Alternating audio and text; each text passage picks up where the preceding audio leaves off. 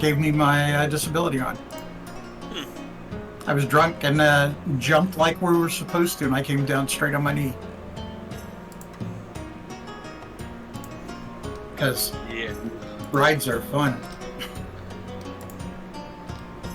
Yes, they are. Ah! I could say it runs in the family. My grandfather got kicked out of the army because he got bucked off of a donkey during a donkey baseball game. Hurt his back. So it's all in the family. And we knew where we was then. Girls were girls and men were men. People, we could use a man like Herbert Hoover again. We don't need no welfare state.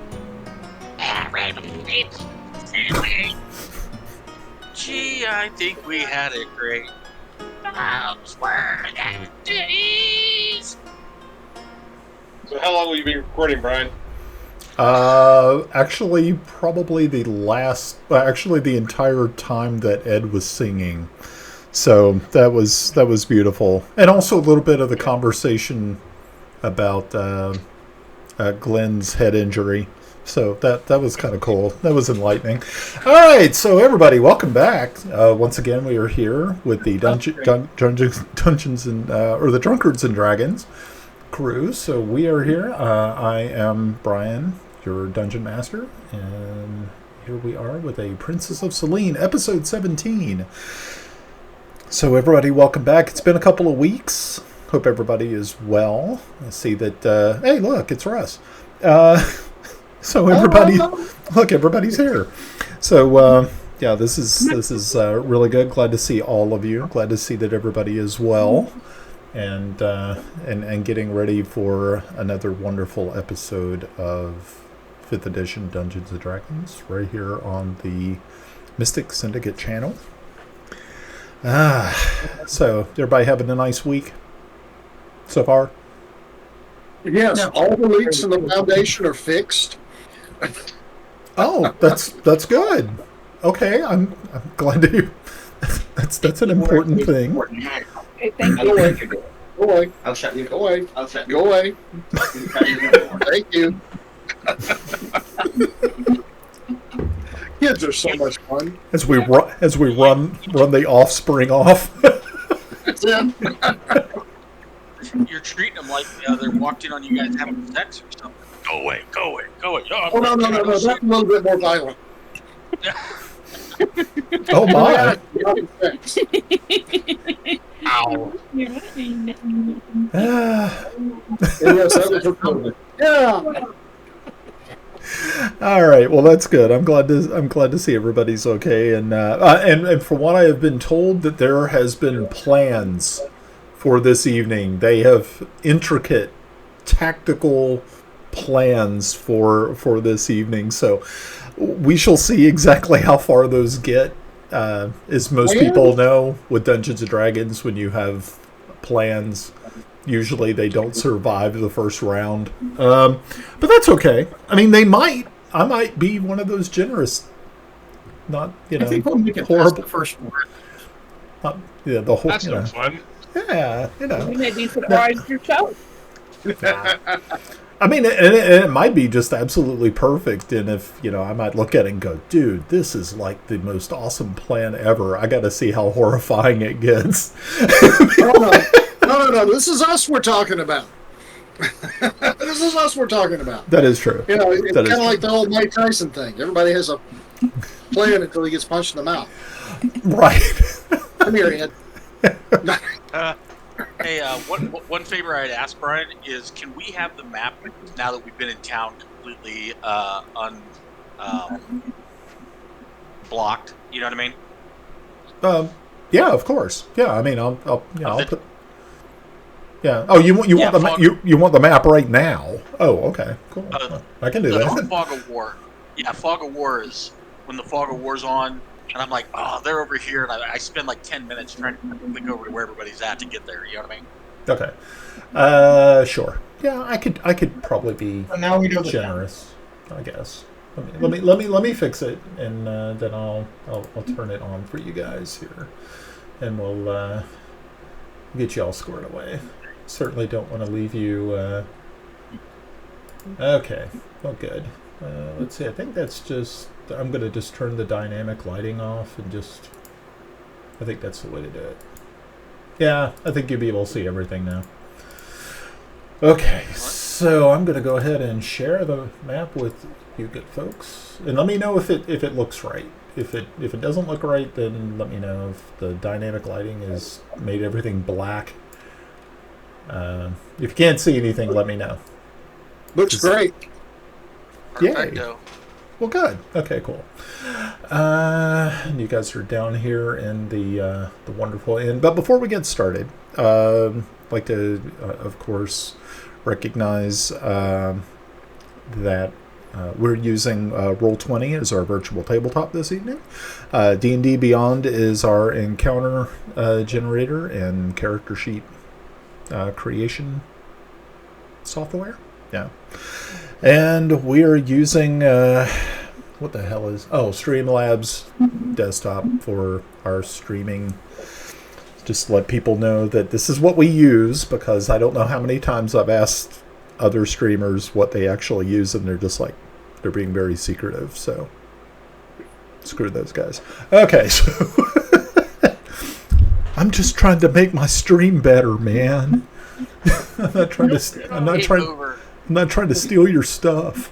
So, alrighty. So the last time that we were all together, you all had fought off the one of the last vampire spawns, Adina, and had slain her. After that, you were able to your attention was drawn towards the cemetery, where several grave sites had actually been they had sunken in, actually, and or had collapsed. And after doing some exhumations of those actual sites, you were able to find a cave system or a tunnel system. The bodies had actually been dragged out of the coffins, and once that was disturbed, the coffins themselves collapsed in on themselves, marking that there had been an actual problem. Let's see, we had Kiffy, Grenna, and Timble had decided to climb down through one of these small tunnels. And the end result was, I believe it was it Kiffy that slid all the way down to the bottom? Or was it Grenna? It was Grenna who slid down to the bottom. Discovering an underground sort of a cavern that was full of splintered wood, some bony body parts, and also another tunnel, a small tunnel that had stretched off to the west of the cemetery itself. After a near collapse of one of the tunnels, Temple was rescued, and then everybody, I believe, was extracted from the underground chamber. So that is actually where we're at right now. That whole part went exactly as I expected, by the way. Oh, okay. Good. I'm glad. Wasn't so much of a Ed, did you call me a liar? Probably. No, it's exactly what I expected. So for me it went as my plan was set. Glenn, Excellent. you were so full of shit, your eyes were brown. Nope, they're quite blue, and that's exactly what I expected. Somebody would save me as I got up. But what I wanted was that hole right there, so that we could run the rope straight down instead of 30, 40 feet over. I see. And you guys had to know where to dig to access it anyway. So, Okay. Ed, you going to lay out the plan? Well, hold on. Hold I'm on, fixing wait. something on my character sheet real quick. Are we still at nighttime? Why is it doing that? Yeah, I thought we were. My ability scores. I have a character sheet offline that I do dummy mocks with. So let me get all the way through. For some reason, it didn't. So, Put my right. Yes. Now we're there. From what I understand, we are still in old I had it old 97. Sorry. Is Uh, everybody? Yes. So And now I'm caught up. Yeah, I think cathedral that's, is smoldering. yeah, I So I think had that's, 18 smoke. Okay. Can y'all hear me? What's up, Ron? yes. Can y'all hear me? Yes, we can hear you. Yes. Okay. Okay. Is everybody cool with the plan, or does anybody want to make any deviations of the plan? I think Russ has thoughts before the plan. Hit me, Russ. Gladly. No, I was just Russ is trying on to. mute. We're not on mute. No, I don't think so. Okay, so we're going to go to options, and we're going to go to voice and everything, and we're going I to got turn. you. Okay. How about now? Can you hear me now? Yes. Okay. All right. All right. I was trying to establish where we were. We were in old 97, or old 57, whatever it is. We're in there with the. We're over there in the in the inn with all the villagers. The cathedral's on fire. The chapel's on fire. Yes. And we were waiting for dawn. Is that correct? Yeah, I believe you guys had actually. Yeah, you went back to the inn and had tried to camp out the rest of the evening, and then you saw that the little chapel / temple of Pelor was on fire. Yeah, and then that next morning you were able to see I that. thought we had made it to that morning. Yeah. Yeah. Thanks to sleepy villagers. So I think the question is established. What time is it? What is the state of the church at this point? Okay. So I believe it's right around dawn, and you all have, I guess, ventured out. The church is a complete loss, or the temple's a complete loss. The roof collapsed in on it. All there is left is just the stone walls, the altar, and things of that nature. Anything that was made of wood was completely consumed. Any tapestries that were inside are also history. Gotcha. Okay. All right. First step. As we get up and start I start a ritual. Correct. Find familiar. Okay. Okay. Well, that ought to be Did you get interesting. Did you get my question about the find familiar spell? I think you did. Basically, I'd really love to have a pseudo dragon, but I don't want to be a warlock. Okay. Let's take a look here just to see what we got as options. Could be a lake trout. Got some water over here. Lake trout do you pretty good. Lake trout. You have a walking catfish. That would just be what a like. Oh boy, can't wait. Well, the way they run familiars now, you can get different kinds throughout time. Now you can dismiss it, get another one. It's really easy. Versus, oh, your familiar died. Prepare for your 25 hit points of damage you're about to take. Yeah, the psychological damage that you take from it. Jeez. Exactly. Yeah, I remember those days. But Russ, just think, we've got a bunch of these fish traps out there with vampire parts in it, you could get a vampire catfish. Ooh, vampire catfish. Tempting, but no. Okay, so yeah, it looks like there's all. Getting into catfishing. Oh, okay. So, yeah, I mean, they do have different options for familiars now. So, yeah, this could be kind of fun. Let me see if they have. I was kind of hoping more that they had like a really nice. Mule. Yeah, let's. Okay, let's see. Choosing your familiars. Oh boy. I already know if you say no to the pseudo dragon, I already know which one I'm going. Okay, yeah, because pseudo dragon did not seem to show up on the. Hey, octopus is cool. No, not really. Keep going down. I'm looking for this. It's under the warlock section. For it. Oh, okay, because I'm just looking at wizard familiars is what I was looking at. I was being very, very rules heavy on this one, but. I think we should go old school and roll it. Oh, that would be awesome.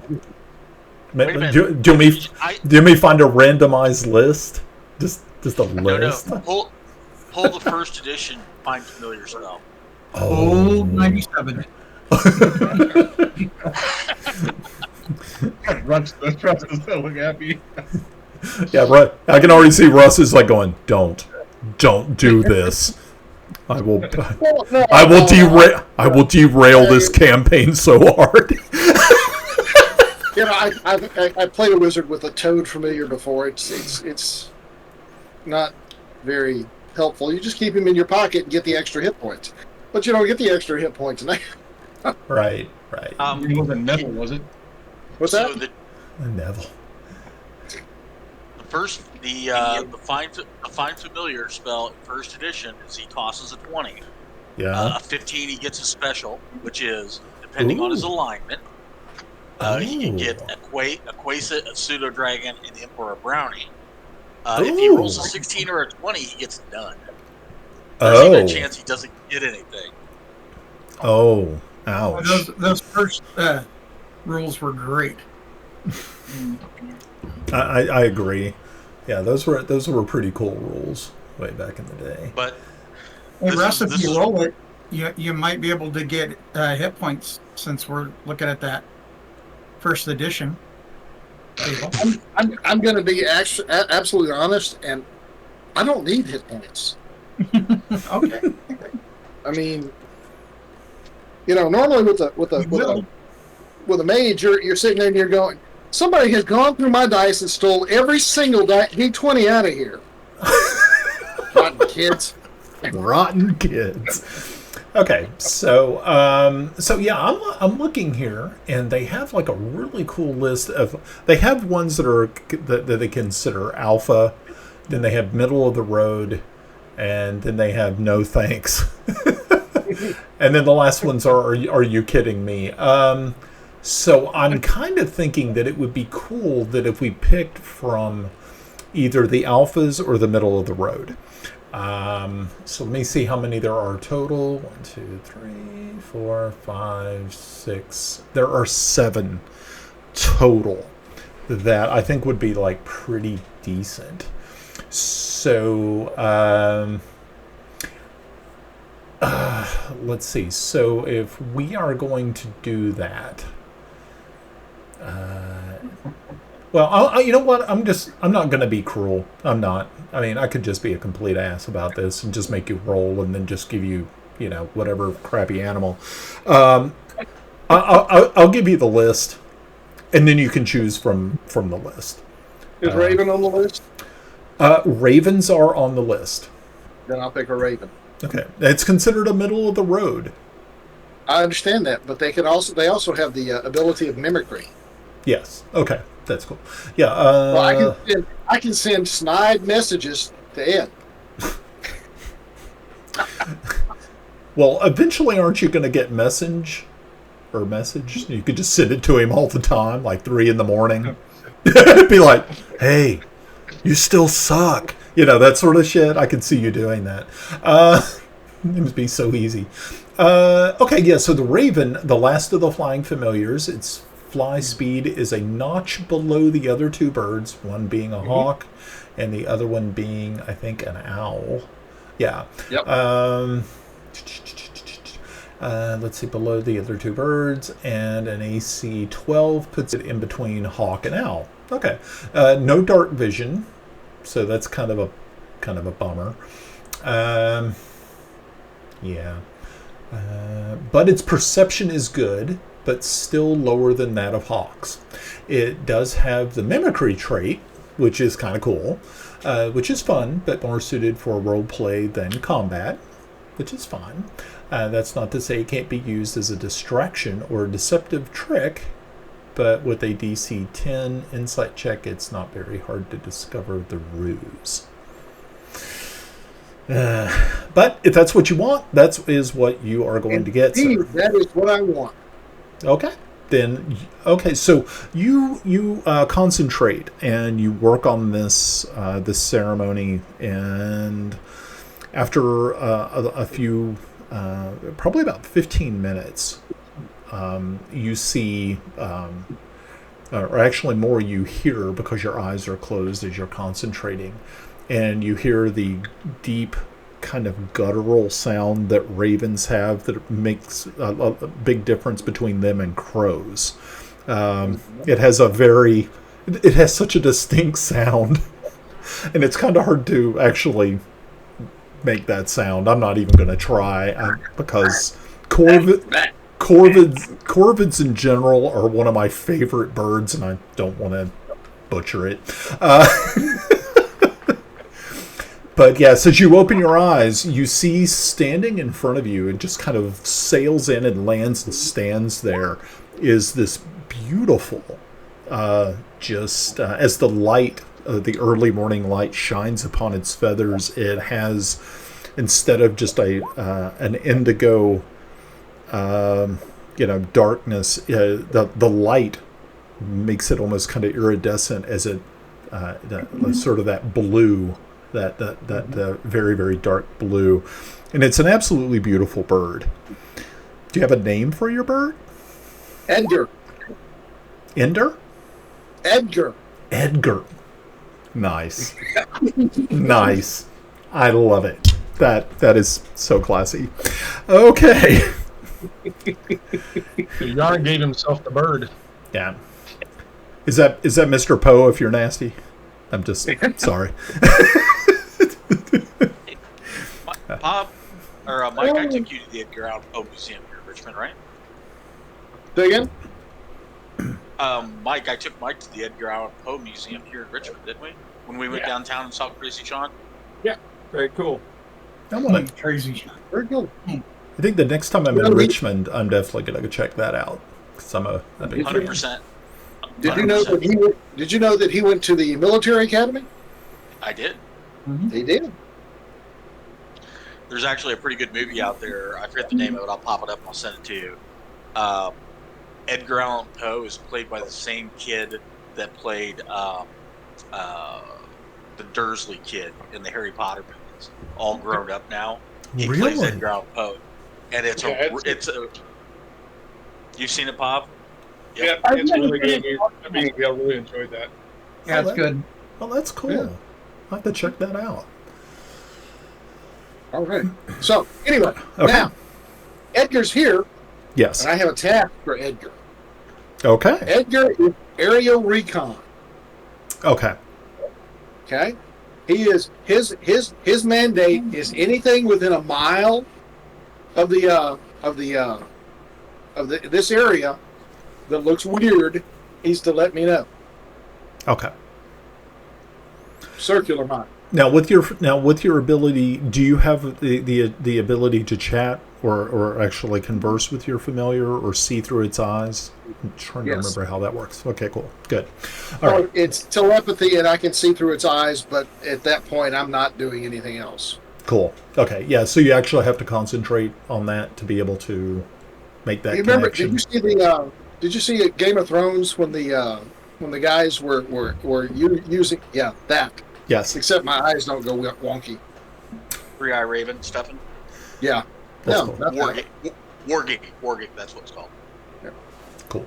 Okay. Yeah, that's fine. Hey, Ed, Beam I us think I up. know when we should paint his face.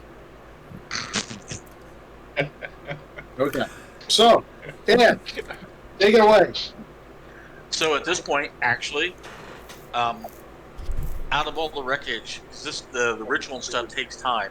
Can I get a wagon real quick? There's one right here. Yeah. There's actually a wagon right outside. I'm just making sure that I get a lot of things that happen. I can add maps sometimes to pick things that aren't. Yeah, I right. destroyed all the wine and everything that was in it just in case it was tainted with anything. I didn't want anyone Gotcha. to drink it. So, Russ, you have one more task that you have to do before you go to sleep, and I want you to go to sleep in the wagon. That way, if we have to take off, then you're sleeping so you can get your spells back, right? Your 8-hour sleep.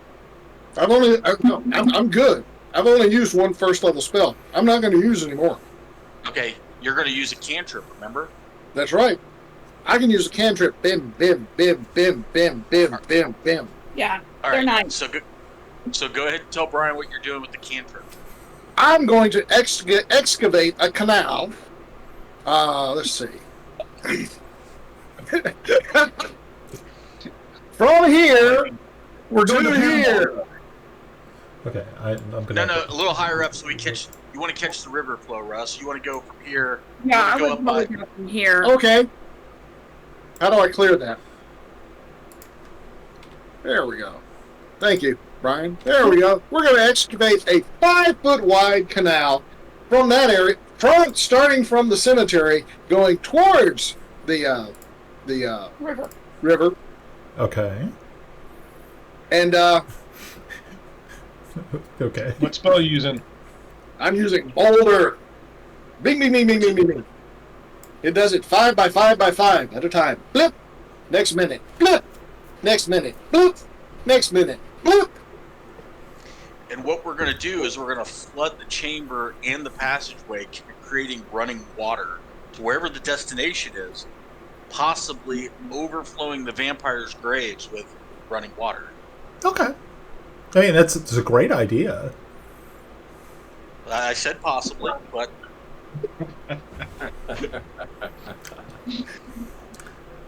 I do have to say that this is very, very, very well thought out. I do like it. If I was a player and you guys were in, if I was a part of your group, I'd be like, yeah, this sounds like this is a win-win. Yeah, I get it. That's cool. Yeah. it's Now- a free attack that we could possibly be getting on them while they're in their coffins. Okay. Now, the next thing, the next task that my Raven has is the weird things, is specifically water coming out somewhere it shouldn't be coming out. Okay. Very cool. All right. Nice. Okay, and at that point, Russ is going to go sleep in the wagon. Just to get my one first level spell back. Okay. Right. Cool. Yeah. Alrighty. Yeah, you never know. That could be a magic missile. Okay, so you're doing this for kind of first thing in the morning, right after you acquire your Raven familiar. Yep. Perfect. Edgar. Right. Yes. Okay, so yes, after you do that, you create this canal system that is going to run from the edge of the actual river all the way to the graveyard. This is where it gets fun. Okay, so yeah, it's the water is being channeled into that one grave at the far end there. I believe it's this one that you're looking at. Right. Okay, so yeah, it is starting to fill that in. And Russ, you go ahead and decide to take your siesta in the little covered wagon there by the inn. Mm-hmm. And while everyone else, I guess, is going to stay kind of watching and seeing what's actually occurring. Yes. Oh, yeah, No, at this point, he's asleep to regain spells. Grenna, what are you going to do? I am going to come out. Hold on, let me go. I am going to move around the town. Okay. And I would like to see if there are any animals I can communicate, see if they have noticed any strange animal movements. You can't see it, but she's got her cursor playing around on the west side of town. No, Yeah. over here. Yeah. Yep, sorry. Here, get the paintbrush. Make an X. Over in this area. The west side of town. Left. Did I not do it right? Yeah, you did it. Oh, okay, I see. There's Hey, would it be better if I did this?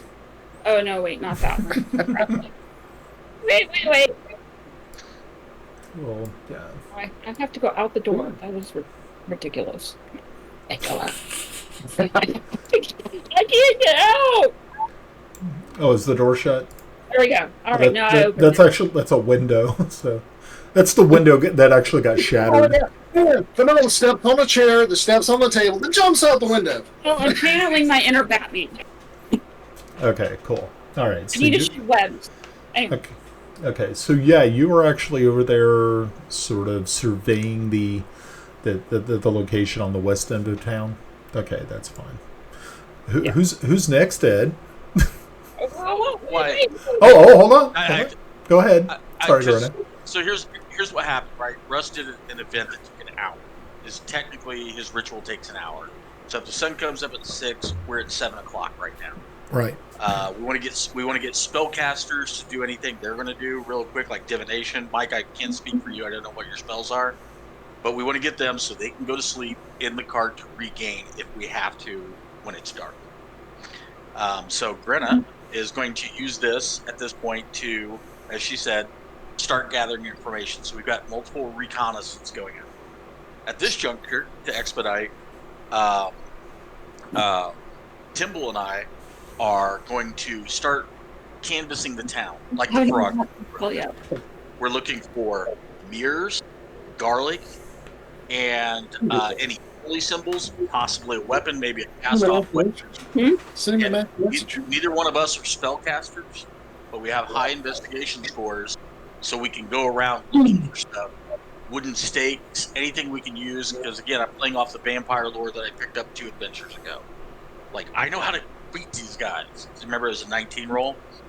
So off of that, that's what he and I are going to do for like 3 hours. Just going house to house, and while we're doing that, yeah. Doing that, I will also be looking at places that I can set up little hidey traps, where a nest that I can get into, an area where possibly I've got cover to throw things like holy water, and my knives, javelins are one of the things that I'm really looking for, and just set them up around town so that I can run from spot to spot. I'm looking for kind of like balconies or bushes near houses where I can kind of build up some plants. I don't know how close they're going to be familiar with the town, but just trying to find little spots where I can dart in, dart out, and give me some cover. Okay. But very good. We're gonna find everything that Ed said first, but at the same time, I'm looking, and I'm sure that we've got a few of the people to walk with us. We can grab 2 or 3 of the local town folk to run with us, so that when we go to the houses, we're going in. It's not us like just bulldogging our way in, but we're going in with locals and saying we need to check these for what is going to happen tonight. Kind of smooth them over, since somebody's got to become the mayor and inherit that house. And also, one of the things, Grenna, we're going to kind of target is there an upswell of bats and wolves in the area when she's talking to animals? Because they'd be conscious of that. And is there any blighted area? Okay. And so while we're doing that, I originally planned on Kiffy and Pav or Kellix to work on sanctifying the church, see if there's any relics there that we can use. But I don't know if that's a total loss, and I'll let them do what they think's right at this point. Okay. Very good. Alrighty. So, okay. So, So once that's done, it's split the party in 2 threes kind of thing, right? Okay. They're all going doing spellcasters, get your spells out, get some sleep. If we have to go in 8 hours, that puts us roughly at 3 o'clock. So we got 3 hours of daylight to actually do something before the vampires come. Cool. For the Okay. casters. Cool. Okay, so do you have any other person who's doing anything, or is that all? I'm Can gonna I let cast my spell now? Yep. Well, I want to let's see these two He things. ran over me and rolled me over and just kept going. Like, I didn't even get to finish. Well, he said, "What's the next plan?" So I just hit him follow. Okay. Okay, so Grinna, what we'll do is we'll start with you. Yeah, so you're out there picking around in the brush, trying to find animals that I believe you can converse with. Yes. Okay. So, yeah, I mean there are definitely animals in the area. I mean there are squirrels, birds, of course.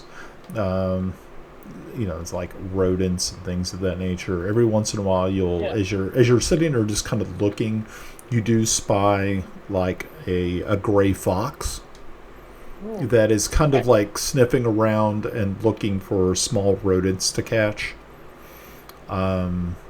So that would probably be maybe one of the types of creatures you might be looking to chat with. Yeah. Okay. Because it says that has to be within the past day. Okay. So, okay.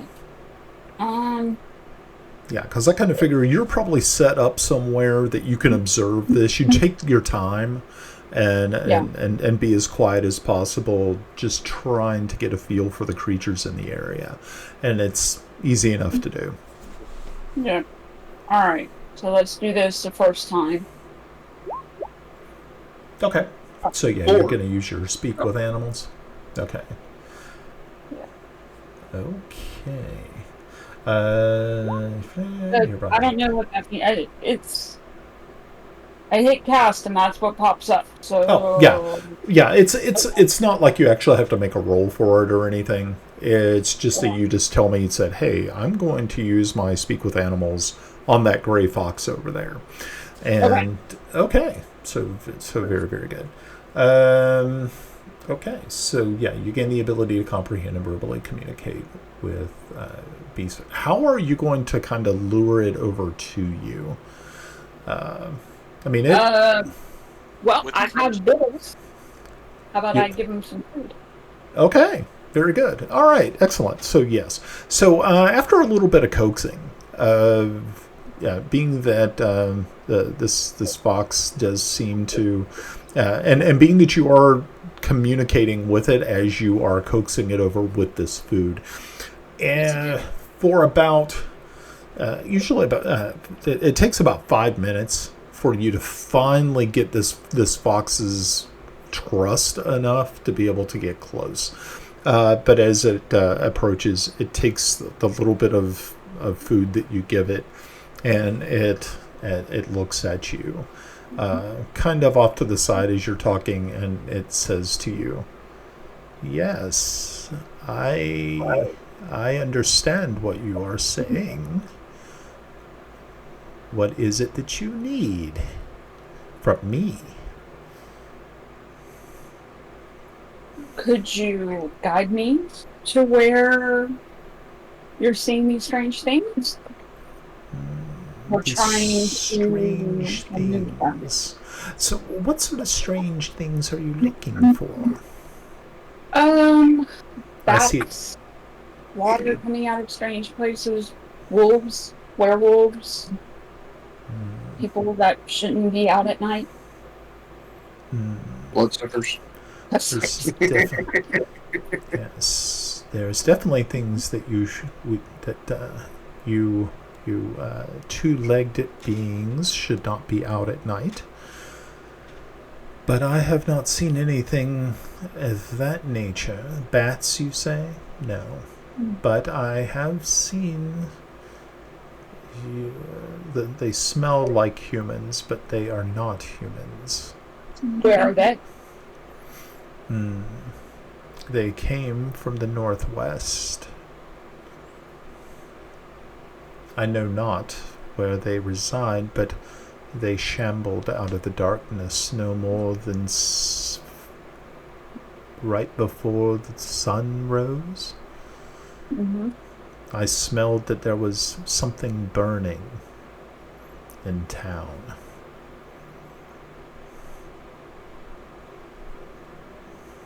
So from the northwest. Yes. Yeah, where? Okay. Like my mother, I know my cardinal directions. It's your left. The left with your wedding ring on it.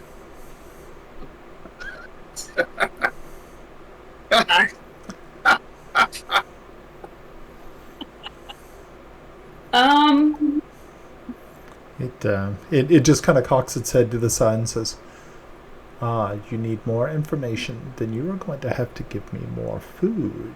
I didn't hear what he said. Turn up your hearing aids. I can repeat it. But seriously, she got her hearing aids yesterday, so everything is wonderful. That's great. No, the world is loud. How do you guys function with all this noise? Oh my god. We tune it out. Have you ever heard me talk? I mean, He's like Richard. Well, no, it's just like I just turned them up and now all I hear is me. What? Is the water running? No, that's my fan on my machine, my computer. I see Ed coping right now. What's going on? Welcome Okay, to that's annoying. yeah. Welcome to Gen Russ, X stop being D&D. ridiculous. Okay, anyway, so back to the fox. Yes. Would he be willing to take me where he smelled these not humans? He says, I usually do not venture out from the forest. There are large birds of prey here that like to pick up things such as me. I don't think it would be good. Okay. Here, hold on. Hold on, I hear the fan over you. All right, try again. Okay. It's okay, so Yes, it's Mark. hold on. Also had my fan on, so maybe that might have been a problem. Okay, so it says, no, I'm sorry, but I do not leave the forest. I like to keep away from the open the open fields because there are large birds that like to carry off creatures such as myself. Could you lead me to the woods, to the field where you smelled them? Do you have more food? What would you like? I could go back to the inn and get you some more. Well, I primarily like meat. I'll be back. Don't go anywhere. I'm gonna go back and get some more meat. Okay. Assume you have it somewhere. Okay. Not, So I'm pretty sure I killed something. yeah, as you once you come back, you see that the fox is still there, but he is once again resumed his sniffing around, looking for a possible meal on the ground. But as soon as unless you're trying to approach stealthily, if not, then he'll hear you and then he'll perk up as soon as he sees you. And he knows I'm coming. Okay. So yeah, you give him a little bit more meat, and he scarfs it down greedily and looks back up to you and says, I can lead you to the edge of the forest, but not beyond. I'm good with that. Good. And he says, are you ready? Do you mind if I bring my wolf? He kind of stiffens a little bit and says, I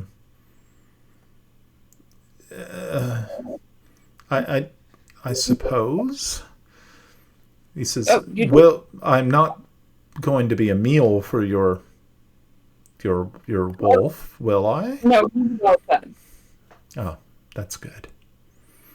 I trust you. I mean, I figured that if you wanted to have me to be a meal for your wolf, you would have already done so, I suppose.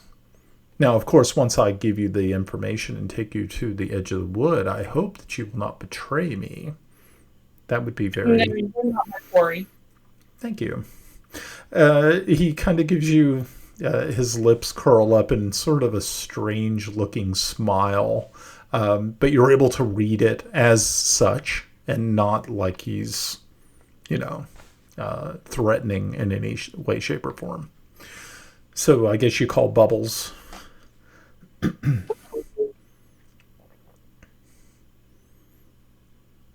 Okay. Okay, so yeah, you call Bubbles, and Bubbles shows up. At first, Bubbles kind of looks at the fox and licks his lips a little bit, and you can see the fox is almost kind of getting ready to flee. Foxes are friends, not food. Not food. I love it. I'll find you something else to eat later. Okay.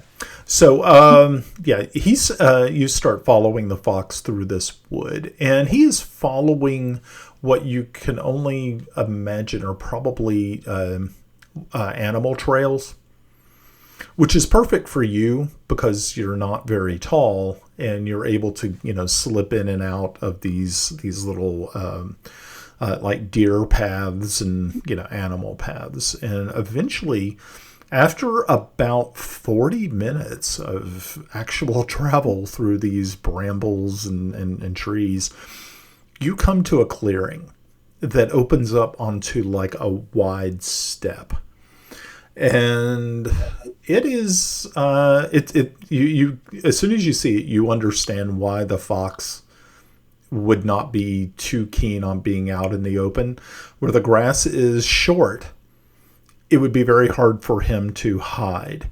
And actually, you can see overhead that there are very large birds, every so often perched in trees farther away. There's one large dead tree that has at least one extremely large bird of prey sitting up in it.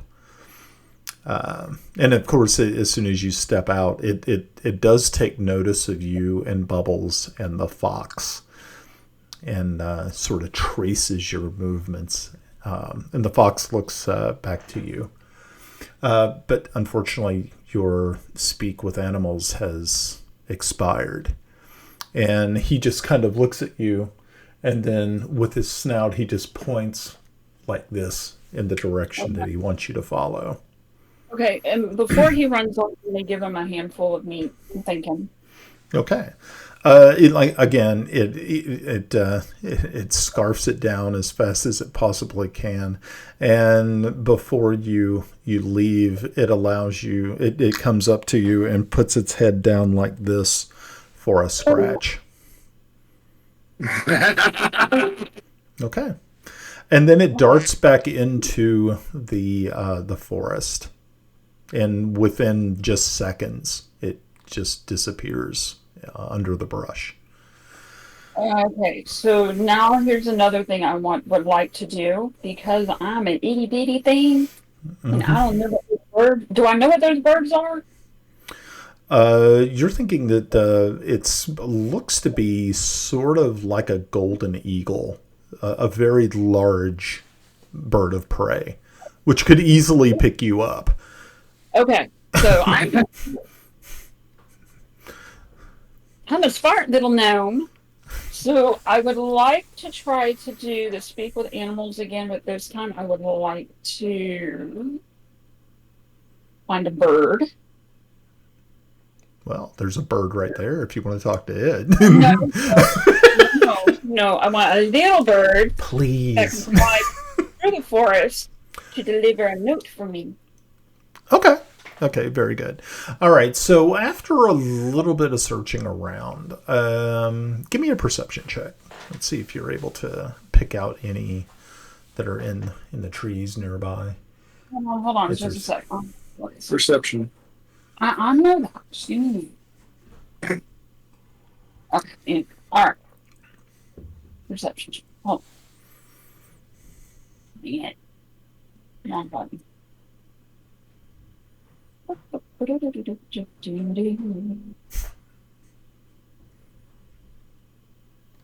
Yeah. No. Yeah. Yeah, I mean, you hear a bird song going on in the trees above you, but you just can't seem to pick them out. Which is kind of a bummer. But, yeah. I'm going to do something stupid now.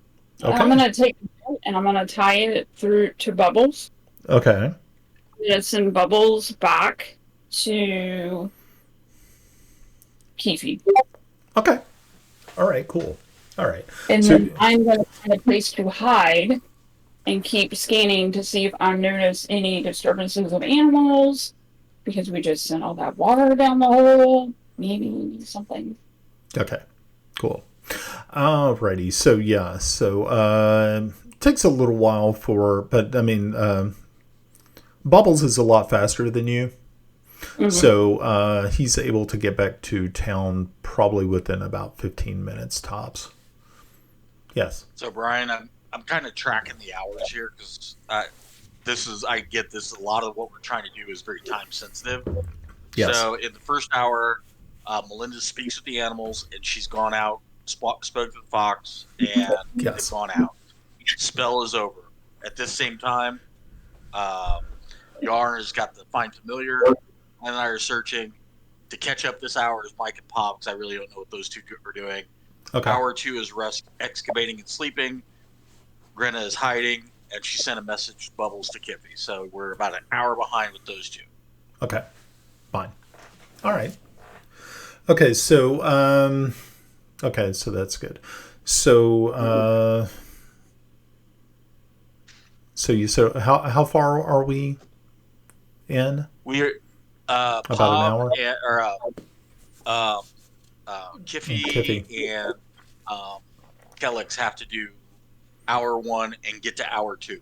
That way because if something happens to Brenna, things I want to kind of get where we did in that hour. You know Cool. Okay, so Kiffy, Kellex, you are going through the burnt out remains of the Temple of Pelor and trying to find anything that could be possibly salvageable. I need both of you to make a religion check. I don't believe either of you are adherents of Pelor, are you? I know Kippy's not. Okay, I didn't think Kellex was either. Okay. Cool. Ooh. Okay, so Kellex, you find that it's where Pelor's, the things that would normally go in a temple it's very haphazard to you, being that there's so much destruction. So you're just trying to pick through things and trying to find anything that looks important. Where Kiffy actually has a little bit more knowledge of Pelor, while it is not his chosen deity. He is able to go through and he finds a holy symbol that was actually laying on the altar, and is able to pick that up. and understanding the significance of it. So that's kind of good. Other than that, the rest of the building is a complete loss, and it's yeah. So yeah, it takes you probably close to clear just all the debris away and get to the actual altar itself. Probably took close to an hour and a half of time. Okay. So, Pop and Mike, let's start with you. We're going into hour 2. What do you guys want to do? All my spells are like short duration, immediate type stuff, so there's nothing that I can really do until shit kicks off. Gotcha. How about you, Pop? Kellex is gonna go find Timble and ask him, does he have the amulet that was found after the fight? What's your takeaway? Take me now. I know. Wait, you're looking at your. Hey, Glenn, you're muted. Russ, mute your mic. Thank you. And That it wasn't me that had and was holding the amulet. I believe it was Russell. oh, okay. That's, Then I that's go okay. find Yarn. Negatory, good buddy. Well, if it was just laying around, I don't But- remember any holy amulet of anything. It, the little black amulet It's the one that the vampire dropped. the vampires on Yeah. Celene. Yes, the black the stone with the doohickey. Yeah, Yeah. I got it. It's in my pouch. May I have it, please? Is it in your pouch? I don't know. Is it in my pouch? it should be in your pouch. Yes. Okay. I'll look in my pouch, pull it out if it's there. If not, go, damn it, Timble! And give it to Kellex. Okay. So All right, Kellex is not going to hold on to it. He's actually going to get a cloth and wrap it and then put it away. He's not going to touch it. There's a Okay. sinew to hold it by. You have the sinew. You don't have to put it in no, I'm being extra careful here. So, thank you, Yarn. Appreciate it. I think this is going to help with our plan. So, I think that's all Kellex is going to do right now until we get further info on their possible whereabouts. okay. And recognizing, I'm sorry, Mike, you weren't very active this week, so you have free reign to do whatever you want to do. I don't want to paint you in a corner, so I apologize. Go fishing. Yeah, no problem. I really, I'm a like immediate kind of guy. So if nothing's going on, I don't really have a whole lot of stuff that I can prepare in advance. Roger. Can you consecrate grounds? Is it possible to consecrate grounds? Do some type of ritualistic on a religious level. Yeah, I don't know. This is the cleric part of it. And I don't want to play out a character, so I kind of I have originally sage right here if you need some.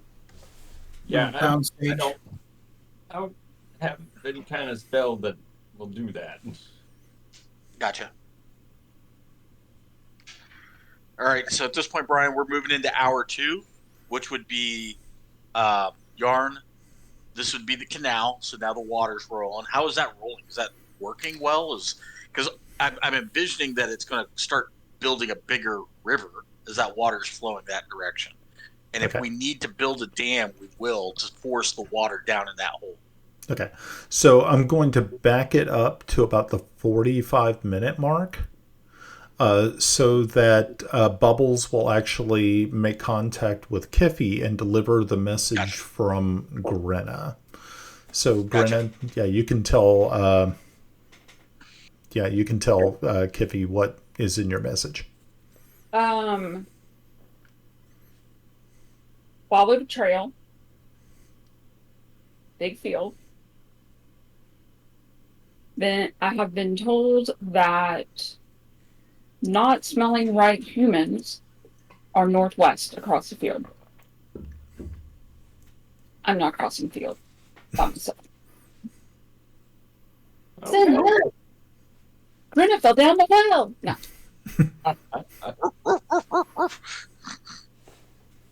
Okay. All right. Well, I think I'll relay this to the rest of the gang here and see if we want to send out an expedition. Bubbles knows the way. I'd like to complete our task that we kind of, if as you send that out to everybody, complete our task. It's early in the morning.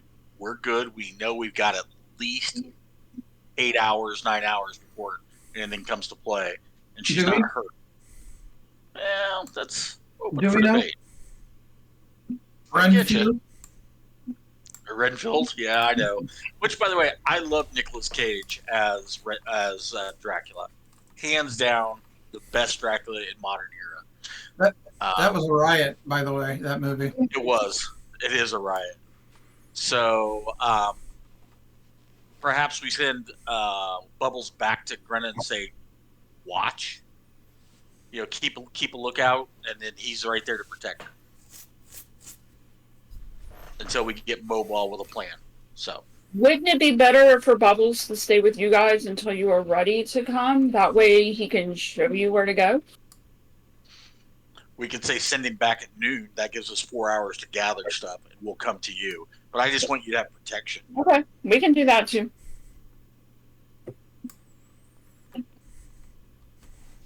Okay. So the note says send back at noon. So, All right. so now we're in hour 2, which would be the following actions: the water rolling, Grenna hiding and watching, Bubbles is returning, and Kellix is going to do what he's about to do. Okay, so I'll give you a little bit of information about what's happening with the water.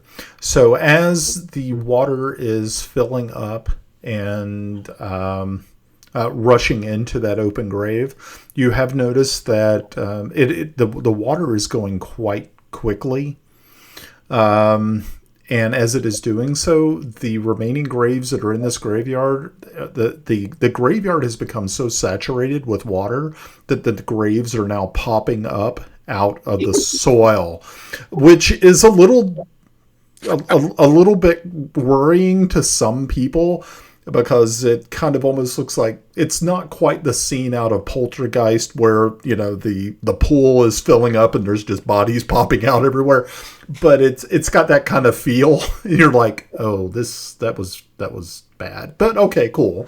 So yeah, you do feel that you have probably flooded you've definitely flooded the subterranean passages quite effectively. But yeah, I had yarn a plunger. There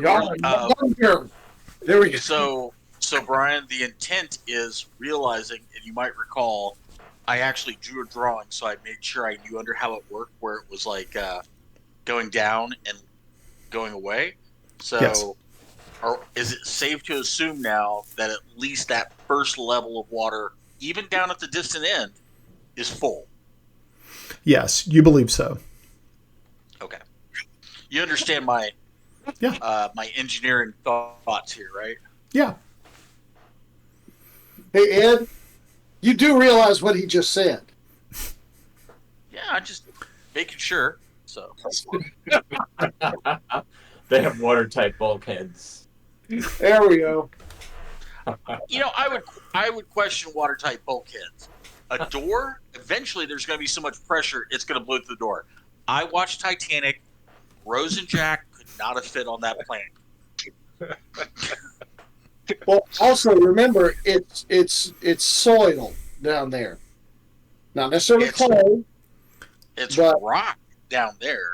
Once we went down to the bedrock level, you know, because he said it's hewn. I believe he said hewn rock when he goes, there's a hewn rock tunnel. There was mud going down. Oh, that's even better. Hydraulic press, it's your friend. Bulkhead door is eventually going to go blammo, water level will go down a little bit and then catch back up. And we are possibly flooding the first or the lower 3 levels of the dungeon, ultimately where the vampires would be, if it leads right into their area. That's my thought.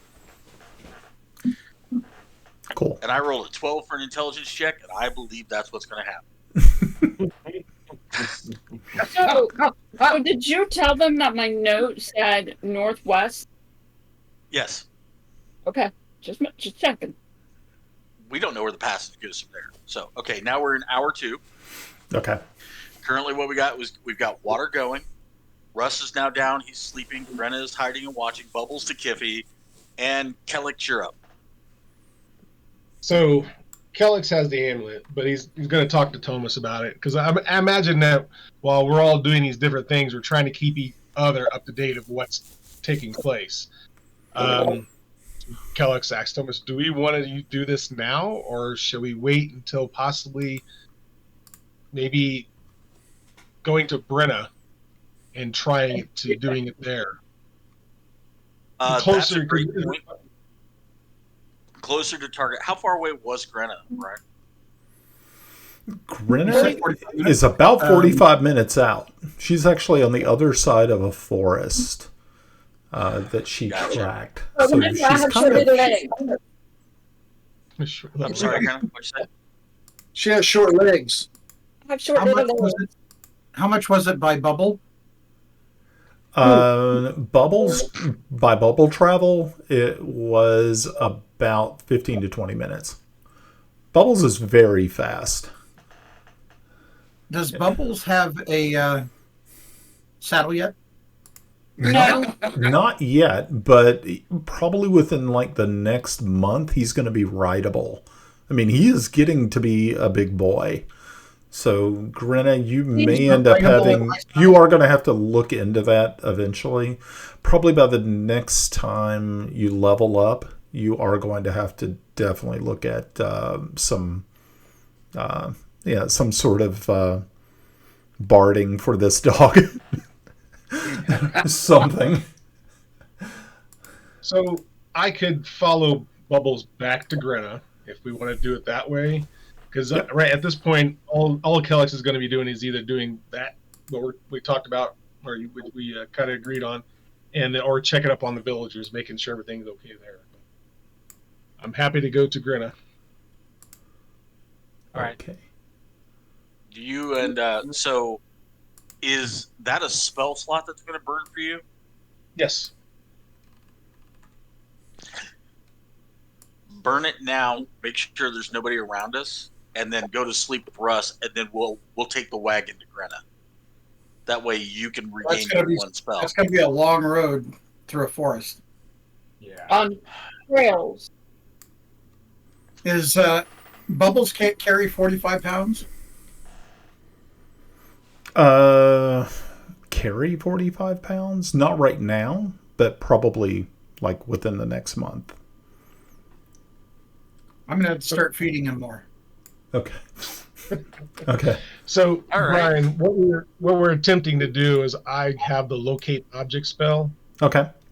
So we were going to attempt to use that in this location, but we thought now I'm thinking that if we're closer, if Grenna has a better idea or possibly in a better vicinity where they could be located, I'm thinking just casting it there. I know it's a burden in the spell slot. I have 6.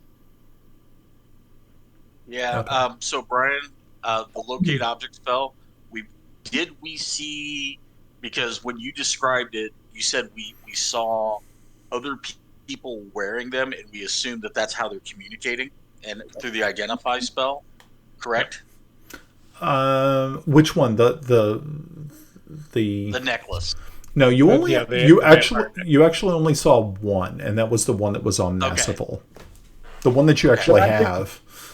But I did the identify spell. Yes. And it came up as this is a communication device. Yes. But we don't know at the other end. But we can look for a similar object within 1,000 feet. Yep. Now, if he knows the specific object, it gets better.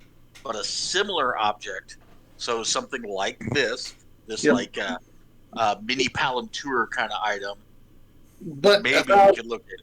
1,000 feet's less than an eighth of a mile.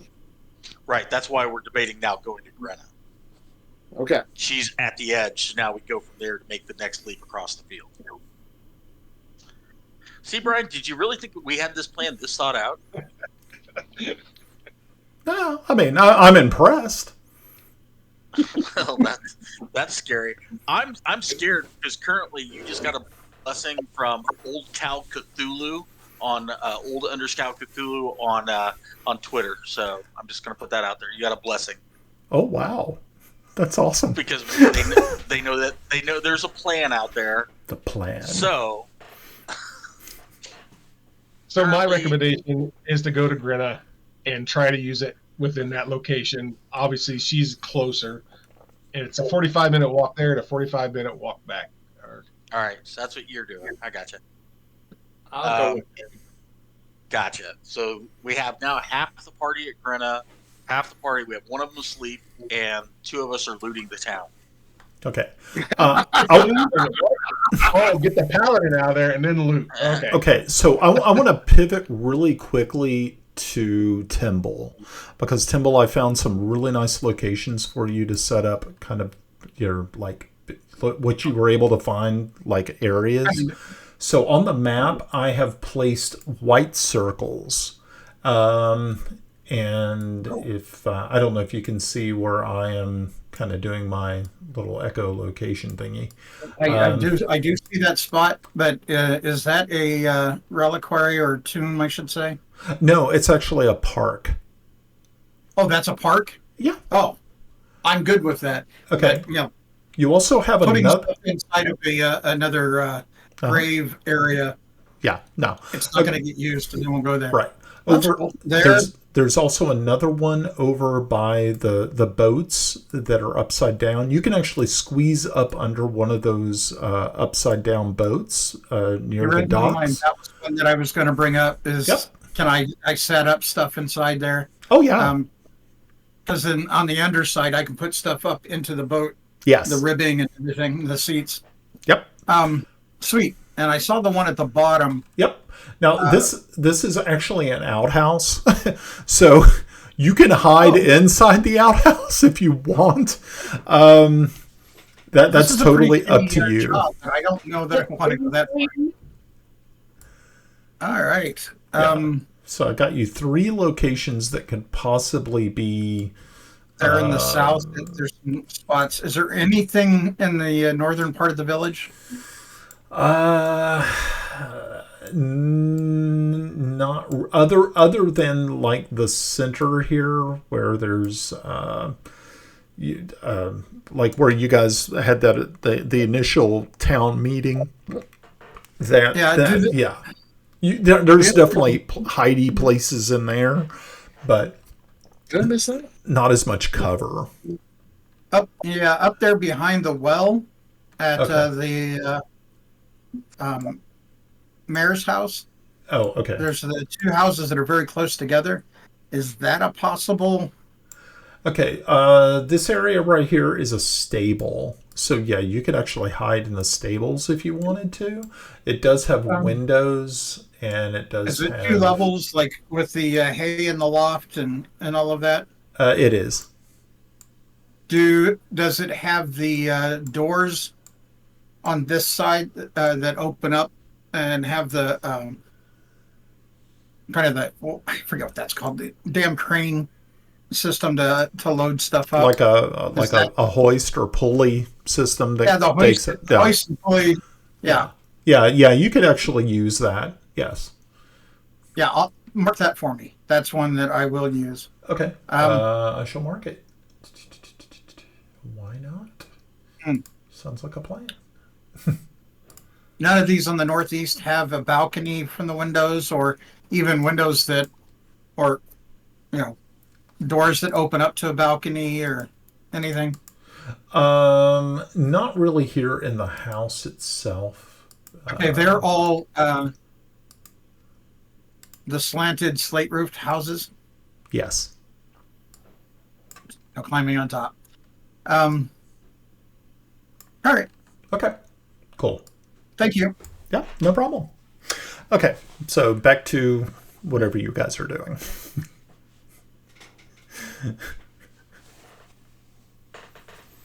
Sorry, I had a bathroom break in there. Sorry. That was also another thing I wanted to mention, guys. Anytime that if you all need to take a break, just kind of let me know, and we can always like break for 5 minutes or 10 minutes or whatever. It's all good. Don't. You know, correct me, guys, but I think we're all pretty good about just turning off our camera and mic and just going and doing what we got to do for a second. So. Okay, that's fine. I've ran other games where we actually like have a designated like break time, and then I just put the we'll be with ladders. Yeah, so we'll be right back, on the stream, and people, are cool with it. All right, I'm okay with it as a break. Also give Brian a chance to stretch his legs. No, we're not giving Brian a chance to work something out to screw us. Yes, that's 100% right. That's already happening. You never give the DM a minute. You don't. You just keep going. Okay. Hey, Brian, do you have a breakout room real quick? Yeah, we can head to a breakout room real quick. I don't see why not. Awesome. What is it that you don't want to tell us? Okay, so we'll be. Well, We'll be back, kids. Hang tight. This is the head vampire. Okay. So we're in the breakout room. Oh boy. Okay. Hey, wait a minute. You're not with me. I thought we were looting the town. We are. We're kind of going different directions real quick. We're looting. Bullpucky. We're looting the town. Because you were setting up the hidey holes, remember? So yeah, I don't have all the goods to set it all up. We're still looking for I know. that. We're just going. I'll go. You go keep your secrets, Mr. Ed. Yeah. I'm finally getting even. Oh, got my cameras on, and now he's going to be all pissy. Awesome. I love it when he's pissy. Oh boy. Okay, Brian. First of all, okay. What's sorry up? to spring it on you. But That's cool.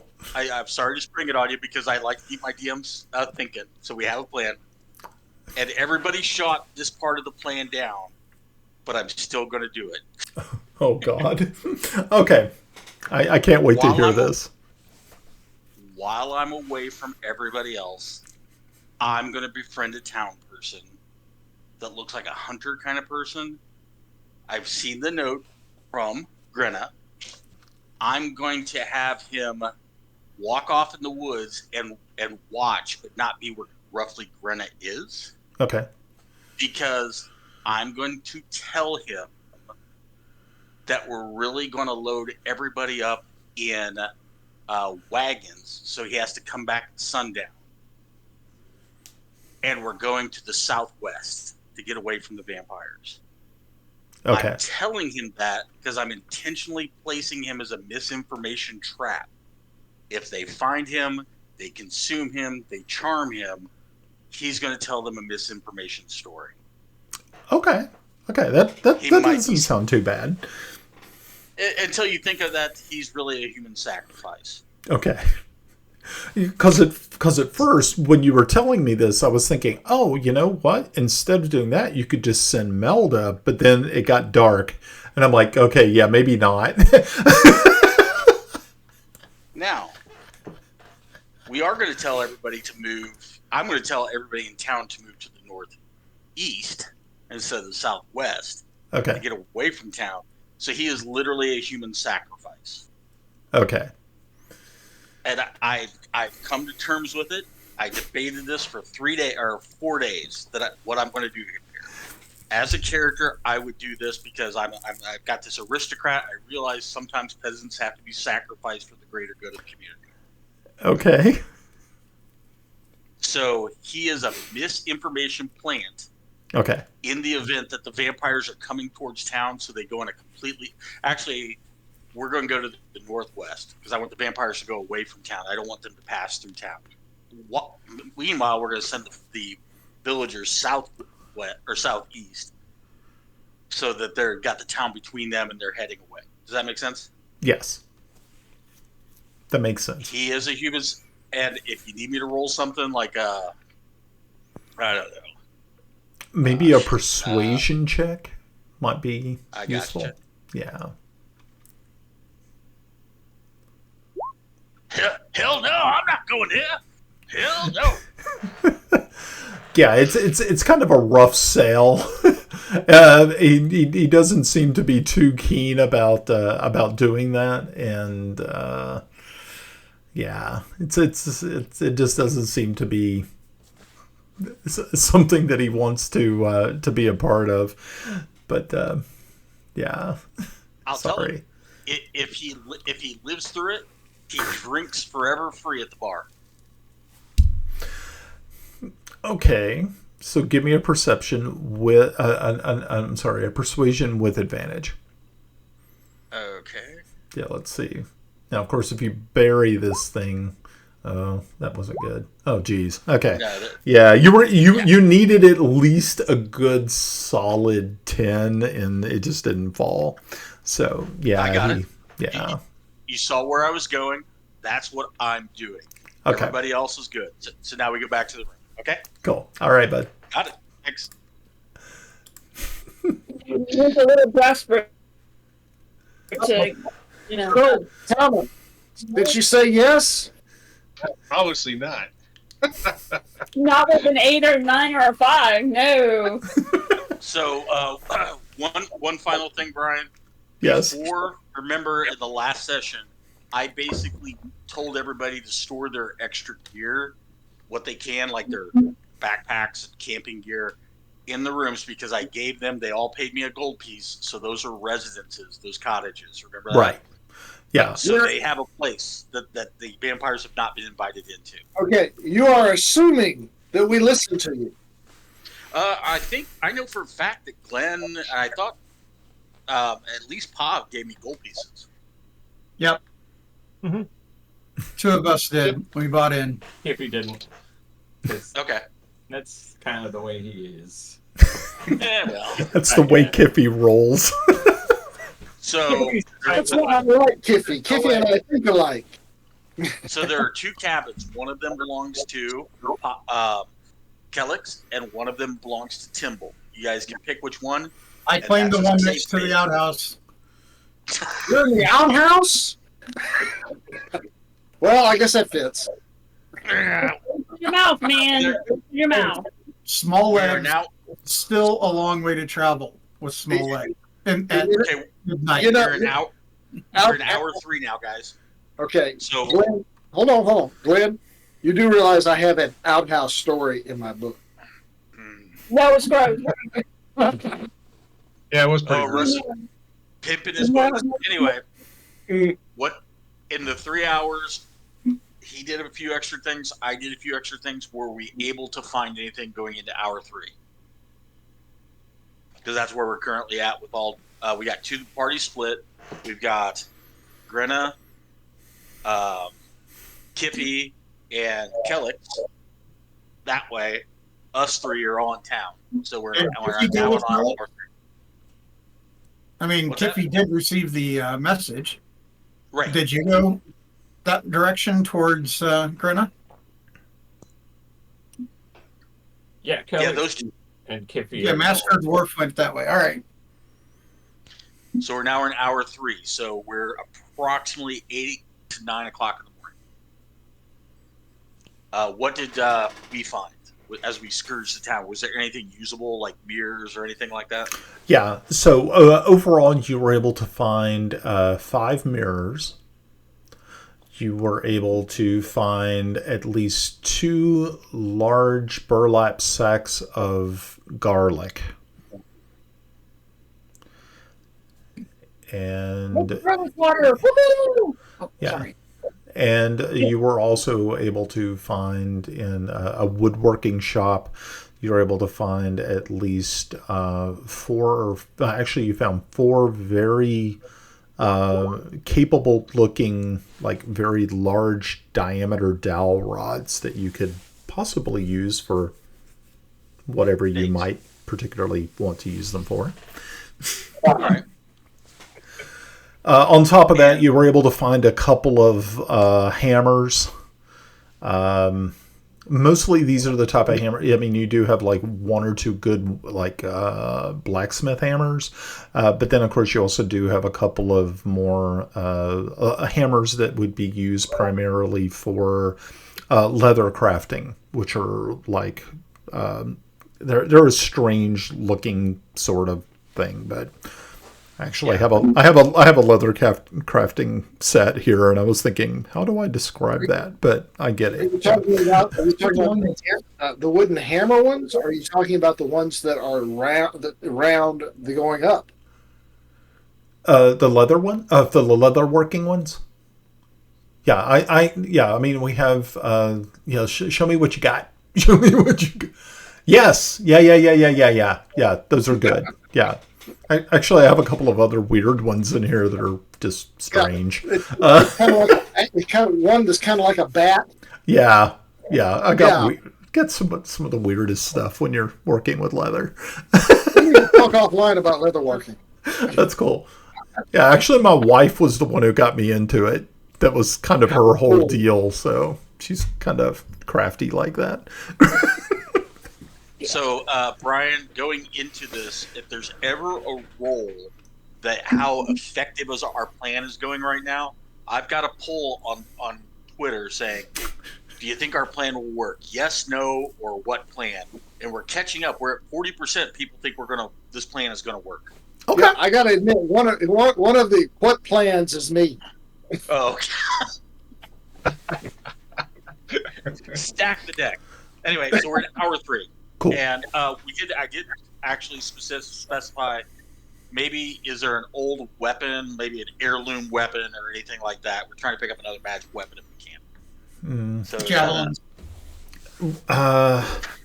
Javelins. Oh, he is looking specifically for javelins too. Yeah, there's not really a lot of magical items here. Kind of a shame. Give me for those who are searching, give me an investigation check. Okay, so that's me and Kiffy. All right, investigation. I thought it was you and Timble. Or me and Timble? Oh my god, a 23 and a 22. Okay, cool. Yeah. Okay, yeah. So after a little bit of searching, and you eventually made it back over to the mayor's house, and inside you are able to find 2 silver daggers that look to have some sort of magical properties. Hold on. Okay. Hi, Joe. Welcome to Twitch. 2 silver daggers. Yes. Who found them? That'd be Timble. Oh, Yeah. man. 2 silver daggers in my sheath. All right. It's just Silver be good. stealing all the stuff. That's kind of like his job description. so much heisting. I'm sorry. He's an artist. He's an artist. I artfully took them. You artfully? Oh. Very good. Thank you. Thank you, Glenn. That's perfect.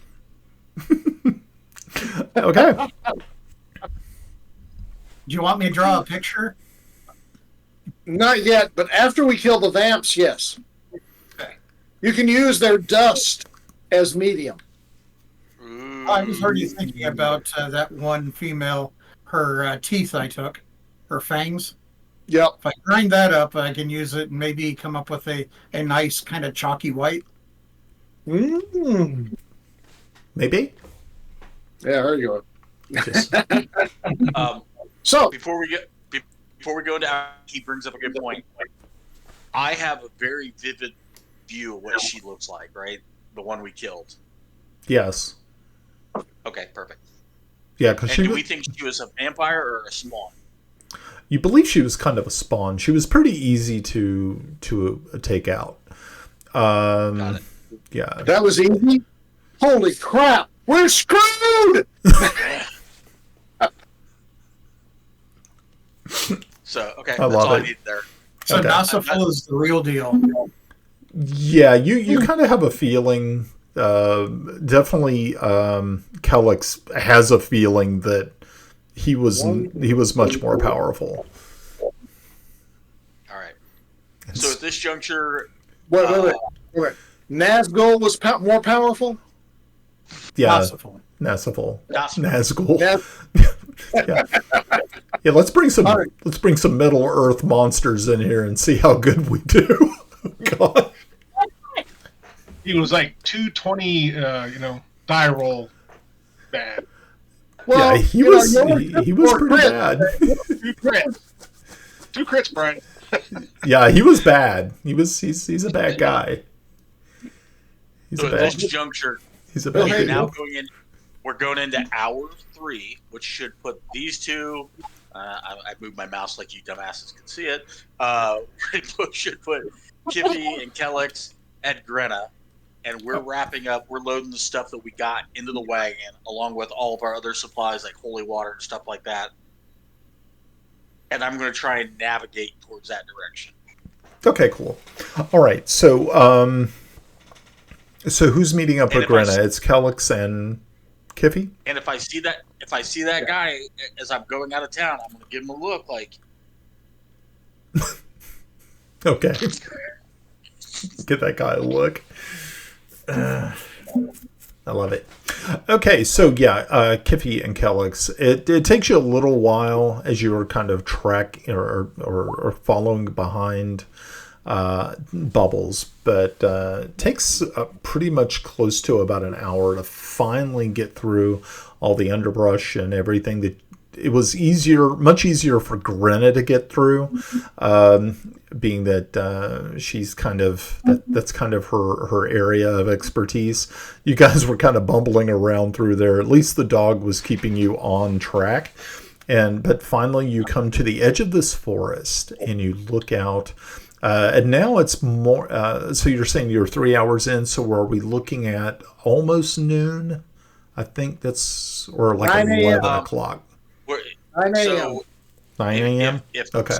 If it's the sun comes up at 6, we're at 9 a.m. 9 a.m. Okay, so yeah. I mean, it's it's still there still is the forest is casting a little bit of a shadow on this area, but you're able to meet up with Grenna. Yes, Jan. Gentlemen, Yarn. we do more before 9 a.m. than most people do all day. It's true. You know, you can be. All Wow. right, guys. At this juncture, we are off the script, and so run as you were, Brian. Okay. So, Yes. So Grenna, you hear Bubbles coming through the underbrush, and followed quickly behind them is Kellex and Kiffy. So there is one thing, though, Brian, out of this is, hold on, let me find it. We're going to distribute holy water here's how we're distributing some things to people. Everybody's got 4 vials of holy water. That was from what we collected last time. Okay. And Timble has 3 Molotov cocktails. Okay. Do you remember I had the Molotov cocktails from the bar? Yep. 3. And we're giving those to Timble at this point. Okay. So all of those things are in play, and I walked away. Did we find out anything from the locate? We're going to do the locate object coming up. How many Molotovs said? 3. Grenna has, what, 3? 3. 3 Alchemist Fire? Yeah. 3 Alchemist Fire. I got it when we were at the other store. Okay. And I also have... Grenna has 3 Molotovs as well. And I have 3 vials of acid. Okay. So out of those, go ahead and keep those, Grenna, because you're kind of more hang in the back missile fire person. Woohoo! Maybe I could catch a bird. Have an aerial. Just drop bombs. Brian? So at this point, we're now off script. You've now heard our plan, Brian. Brian? Okay. Yes. When you had stated that some of the graves were getting disrupted and the bodies were coming up, Yes. I rolled a perception of persuasion of 14. Okay. I was going to go hire the grave keeper Yeah. who runs the cemetery, him and his buddies to get some long poles with hooks Okay. and keep them away from that downward hole. Yeah. Okay. Keep it from getting unplugged. Recover the bodies so that they can be reburied okay. in consecrated ground. But we need to keep that open. Okay. And I'm going to give them 5 gold for it. Okay. And, All right. That's and good. Brian, the thing we talked about, I remember I told we were going to send people a certain way. That happens at 3:00. Okay. Yes. Got it. Okay. Very good. And as we leave on the little wagon, I'll ask one of the guys that was going around with us to continue looking. Anything he finds, bring to the old Nut 97. In general, get people prepared. They're going to need to come in, as it were. Okay. Very good. And I guess taking the reins and off we go. And now we're at the edge of the forest. Actually, I was thinking about going north along the road and then cutting over, maybe coming down and see if we can bypass riding through the forest and come down the edge because we know she's at the edge of the woods.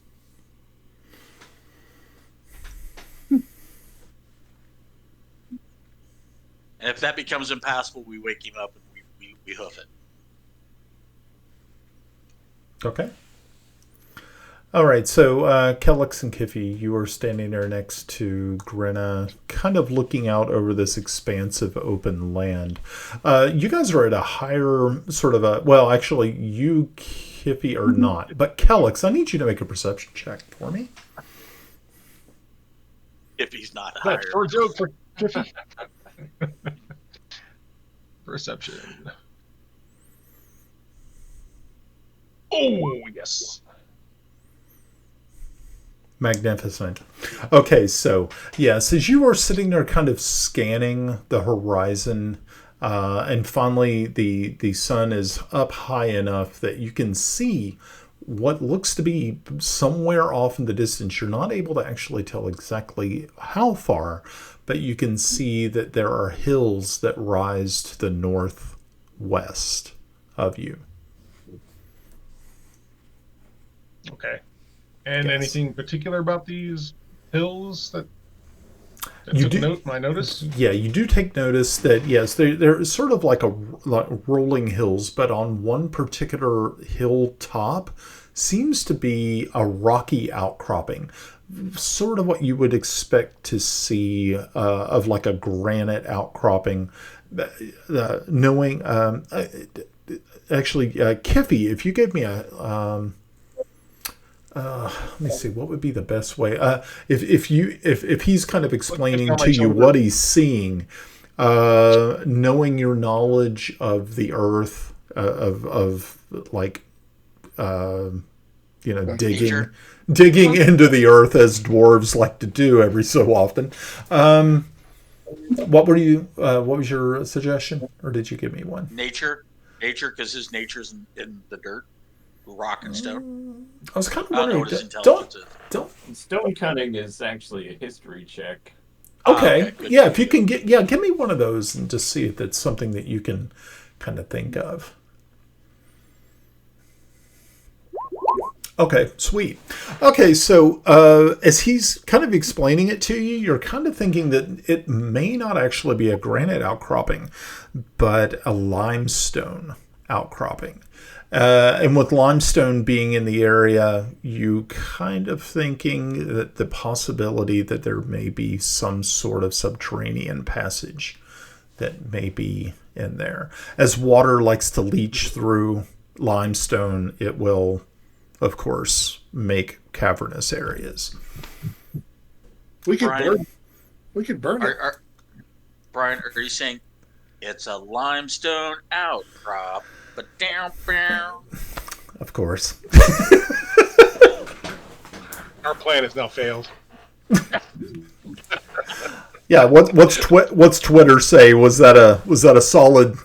Yeah. I killed don't them know. all. I haven't got that one yet. I don't have that one on there yet. So Yeah, I can see a lot of pictures of what is it, Commodus from Gladiator doing the yeah, I can see it now. Thank you, our Twitter fans. What? Are you not entertained?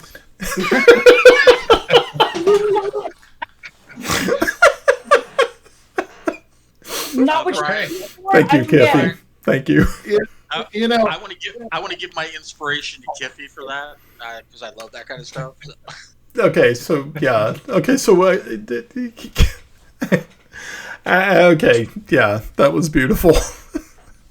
Thank Kiffy, you, you Kiffy. have my inspiration that was in question at the beginning of the game. So there we go. Right. Questionable inspiration. Questionable. Questionable inspiration. Okay, well, are all of you with me? not me. Wait. You're in the wagon. They What? brought the wagon. Did Wait, Did y'all bring the wagon? Okay. Yeah, Yeah. we're working. Up, time out. These two didn't bring the wagon. We're bringing the wagon. so you're Right. not here yet. Whoa, Not whoa, whoa. yet. No, Who's not at Grenna's place? us three. Yeah. Define us three. You three. Names, Goober. Nimble. Yarn, and There's Timble one and here, I two, are not you're there three. Okay, why am I not there? because you're asleep. Shut the hell up. Me, Yeah, you're repeatedly, asleep, that's you can't talk. sleep or sleep. You need him on your phone for what? Yarn's talking in sleep. He's You're right. he's yelling at his teammates in his sleep. All you hear is Goober at the top of his lungs. It's like, oh Lord. Why? So currently, the top row is all in one location. Yes. We're an hour behind them. Ryan, do Yes. you ever feel like you're in the Brady Bunch and we feel like we need a Brady Bunch song? I guess am I Alice, like in the middle or something? I don't know. I had this feeling that Don't do enough. I'm No, just sorry. Alice. You have a maid's outfit? Oh, no. Don't ask, don't tell, man. Don't ask, don't tell. I'll have to work on a song for it. This Oh. one coming week, it's not like I have a whole lot going on. Okay, that's grand. So that's where this puts us at hour 4, Brian. So now Okay. we are approximately 9 going into 10. Okay, So, cool. where are we? Who's where? So, all right. So Kellex, Greta, and Kiffy. Iffy. Kiffy are now kind of looking across the landscape, seeing that these granite, or this. You said it's limestone, and it's a possible. Could be a possible entry into where the vampires is at. We're getting at, right? All right. So Kellex is not going to cast that spell just yet. I'm going to assume that Timble and Yarn and Thomas will be along shortly. Was that the plan, Ed? You guys were going to eventually catch up to us? We're off script. We're on our own. As Okay. you know it currently, you use your discretion. Okay. So we don't know that they're coming. We do. So I don't know. Greta, Kiffy, what do you think? How far do you think it is to get there? And You're no, the ranger, you tell me. I thought it was said that we were going to follow later. do what? We're on different time zones. Just give it a second, Albie. We'll catch up. Do we want to go check it out or do we want to go back?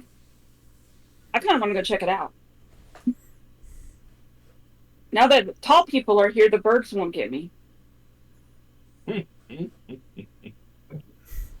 don't know, Kiffy, what do you think? If it I mean, wasn't I don't really want to go any. I don't want to put. I'd rather have the group together. And is there a general assumption that we're gonna be gathering here? And that Nope. not I don't think so. open. The only thing I would know is what was on the note. So this is the meeting point as I know it. But I'm actually taking a different route, which you don't know about. And it's my understanding that the note also, when it was returned with Bubbles, it said send him back at noon. And as it is now approaching 10 o'clock, we still have 2 hours before I'm supposed to send Bubbles back. She is correct. I'll have my moment. Good job. Well, Can I get a cookie? I say, yeah, we give those other people an hour to catch up, and if they don't show up, then let's go off. Now, I have no idea about distances above ground, but how far do I reckon it is to this outcropping? Let's give some perception checks to see if anyone is getting somewhat an inkling or an idea. Actually, what kind of region is this, Brian? It is open plains. Okay. Oh, You're not. Nat What's your 20. favorite? That's- Oh, I got never no mind. idea. I'm just having a great time playing with sticks. Okay. I'm going to sharpen a stick. Okay. So I got a 20. okay, so Kellex, as you're sitting there kind of getting an idea of about you remembered something from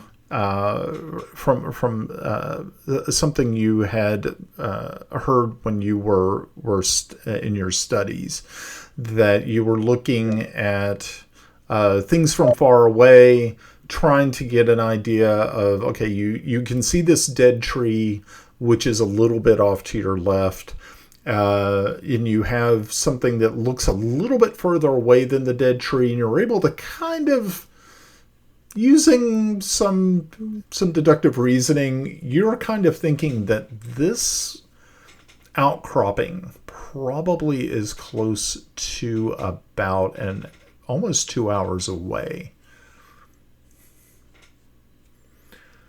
Okay. And Something from Squires. yeah. So yeah, and you're also kind of thinking as, okay, if this looks like it's 2 hours away, you're thinking that as you get closer, this thing is actually going to be much larger than it looks from your current vantage point. Okay. Yeah. So we're looking at a vampire citadel as opposed to a vampire cave. We're just going to go up to the front door and bang on it. Hey, you here? We're here too. I don't know. Honey, We could always run at it like in Mighty Python. Hope search for the girl. I brought Chinese food. Did you turn on the rail beacon again? The grail shape beacon. At this point, so we don't know that Timble, Thomas, and Yarn are No. Yeah. Okay, so ready. I would almost suggest that maybe we're gonna have to go back. well, I was going to say we have 2 options from my point of view. One, I could try to talk to a bird again and see if they can send a message, or we could send Bubbles to go find, of the 3 over there, which one did he like? Not Tom. Not Timble. Thomas. I Send keep him feeding to him. Timble with a note to come. Either way, I think a messenger needs to go back. So either Bubbles or a bird. Bubbles would probably be faster and more reliable. Bubbles will know exactly who you're talking about. Yes. So that's the plan right now. We're going to send Bubbles back with a note. Wait. Can we draw a little bit of a map, maybe showing them where we are? Yeah, I mean, you can sort of give them kind of an idea of where you're located. I think she was saying, can you show us a different map? A regional map, I think, is what they're looking for, Brian. Maybe. Oh, regional Yeah, map? if you have I one. suppose I could show you I one. mean, you are the great and mighty DM. Players, right? Wow, that's I don't she know. called you something. Something she's never called Russ. What a DM? What was that? Oh, you wouldn't know what I Or call great, or Great and wonderful. mighty. Great and Oh, mighty. oh, I have other names. Hold on 1 minute. Too much information. We're offering the listener 2 beer penalty. Okay, I'll Two-year take them. penalty. Yeah, I think it's can well find. along I think I can find serving something all of our for fines. you. I can find something for you guys. Let me just. right. Do we know how big this forest is? Did we see it coming in on the river? Probably not. We just. I mean, how do you know how big something is? It would be just you see the edge of it. So But we did. Right. My thinking is, my turn. Go. My thinking is, if we know that Wizard Guy is passed out sleeping, they're probably gonna want to bring him still sleeping. Sleep it. Okay. But at this Oh, point, we don't know if they're coming or not. So, So how? Well, but if they do come, would there be a way to go around the forest that would be faster than trying to go through the forest because they're tall? So I didn't know that. I'm making an assumption. So I'm working off an assumption along that line. That's how Brian can interpret it and go from there.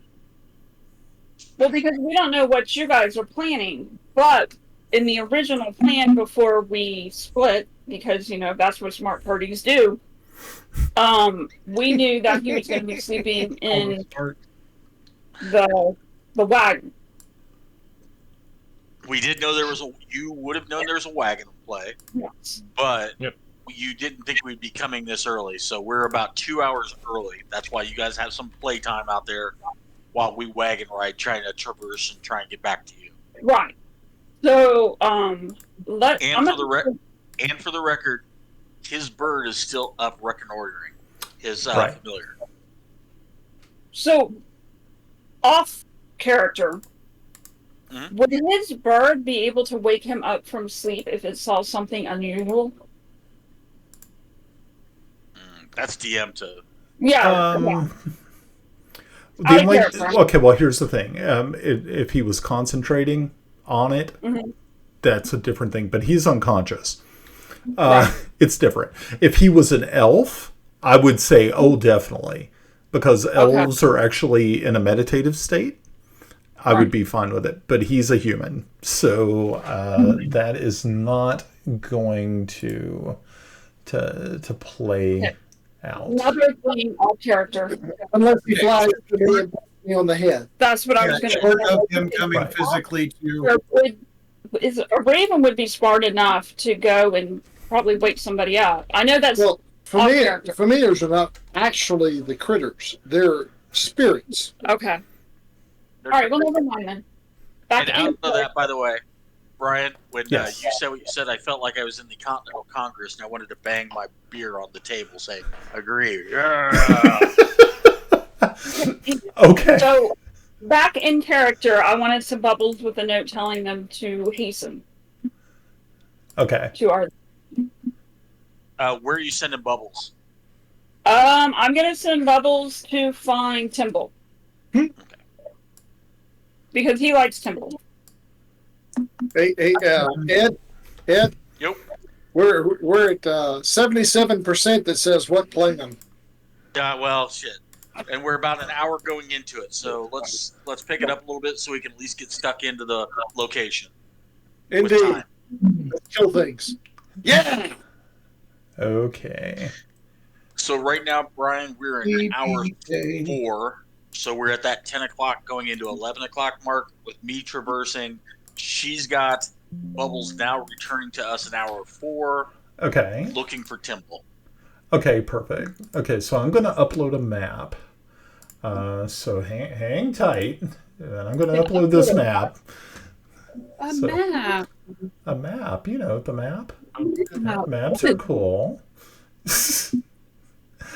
So yeah, I can show you guys something, hopefully.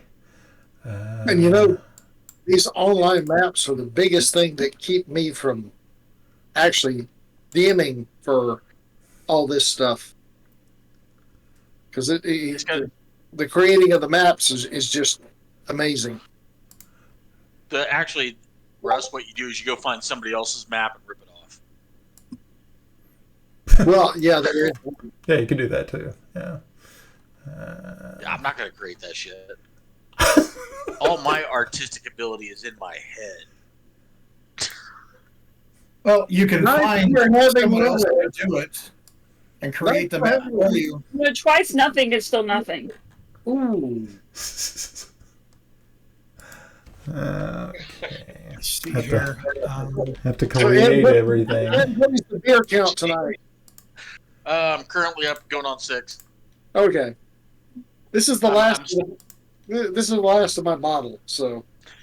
Well, next time I go up, we do have a follower, Optimum Tales 2 on Twitter, who's also drinking Crockett. So I'll probably go upstairs and grab my Crockett bottle and do a shot for them. Is that you, Joe? We have 2 watchers right now, so That's awesome.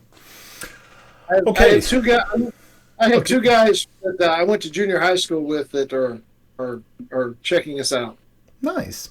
Okay. like, So check me out. No, Ed, nobody is checking you out. Trust me. Let's get back on track. Back on track.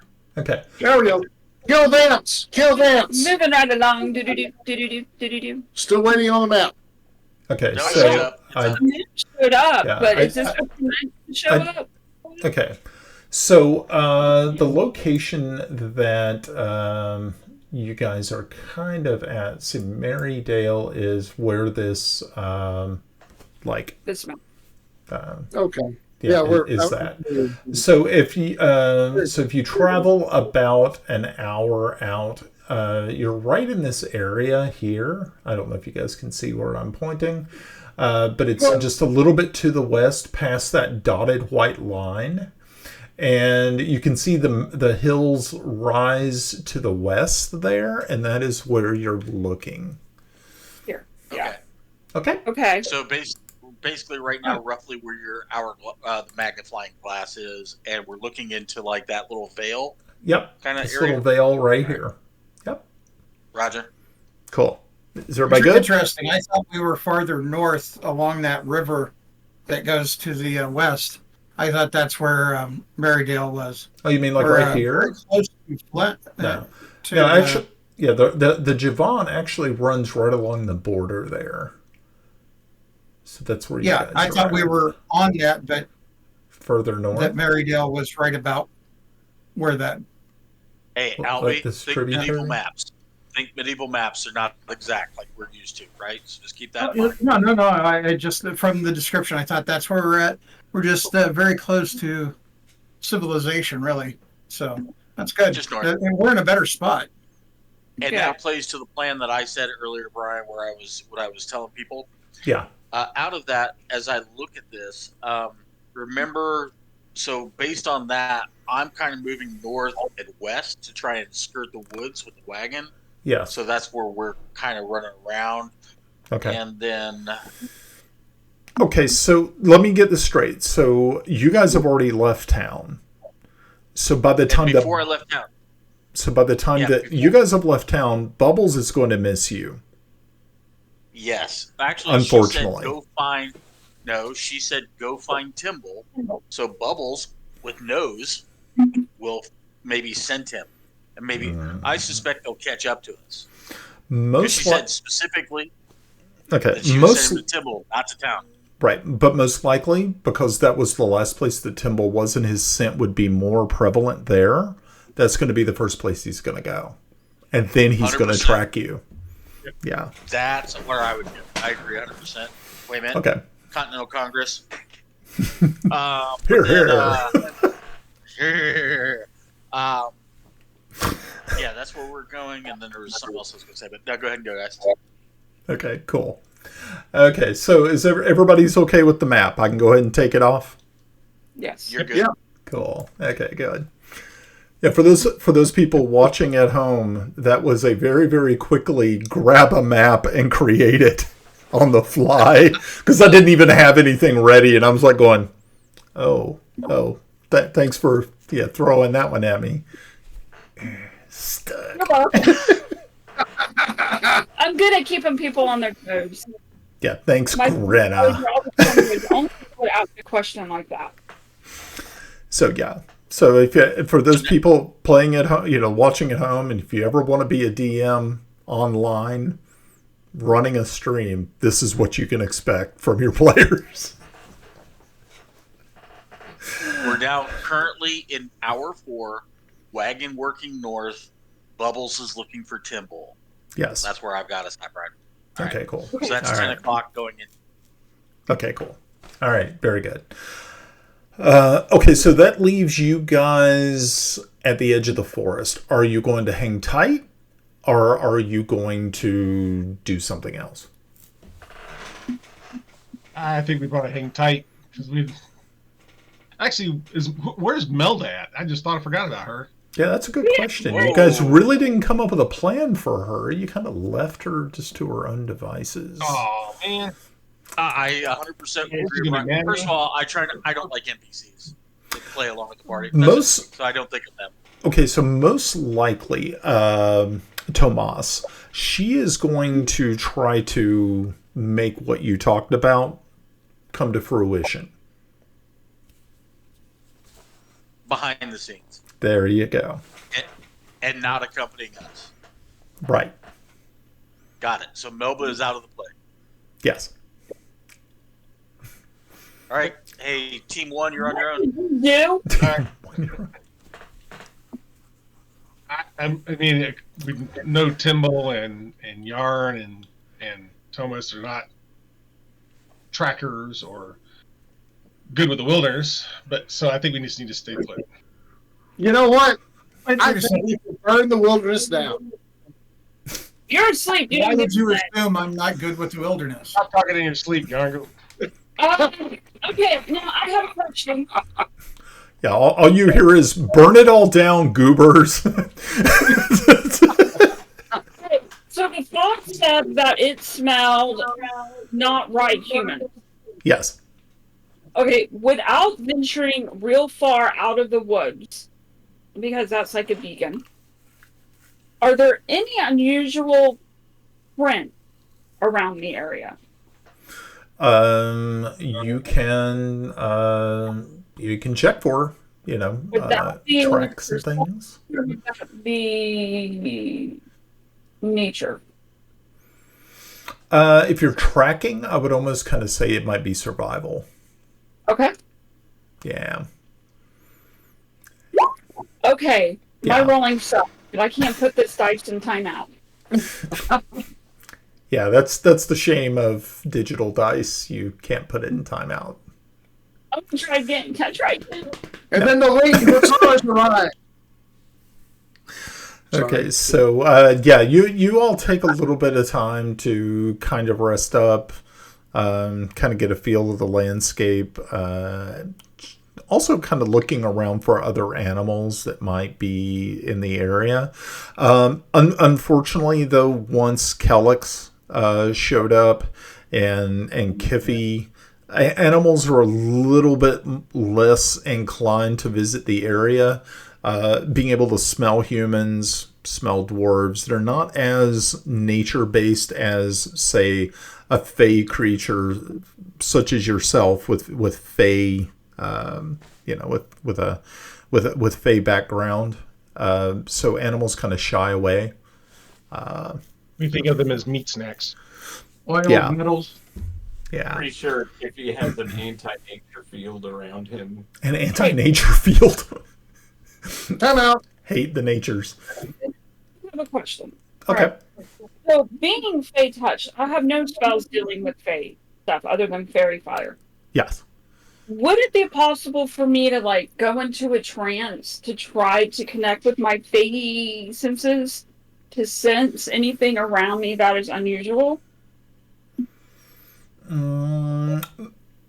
If you were looking for actually other fey creatures or fey plant life, I would probably give that to you, but I'm not really too sure. I mean, you can give it a shot.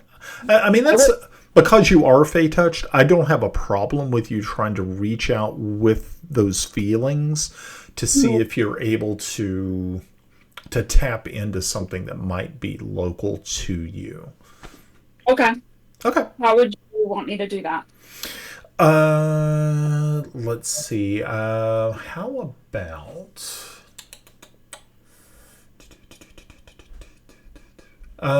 give me a wisdom check, not a savings throw, just an actual wisdom check.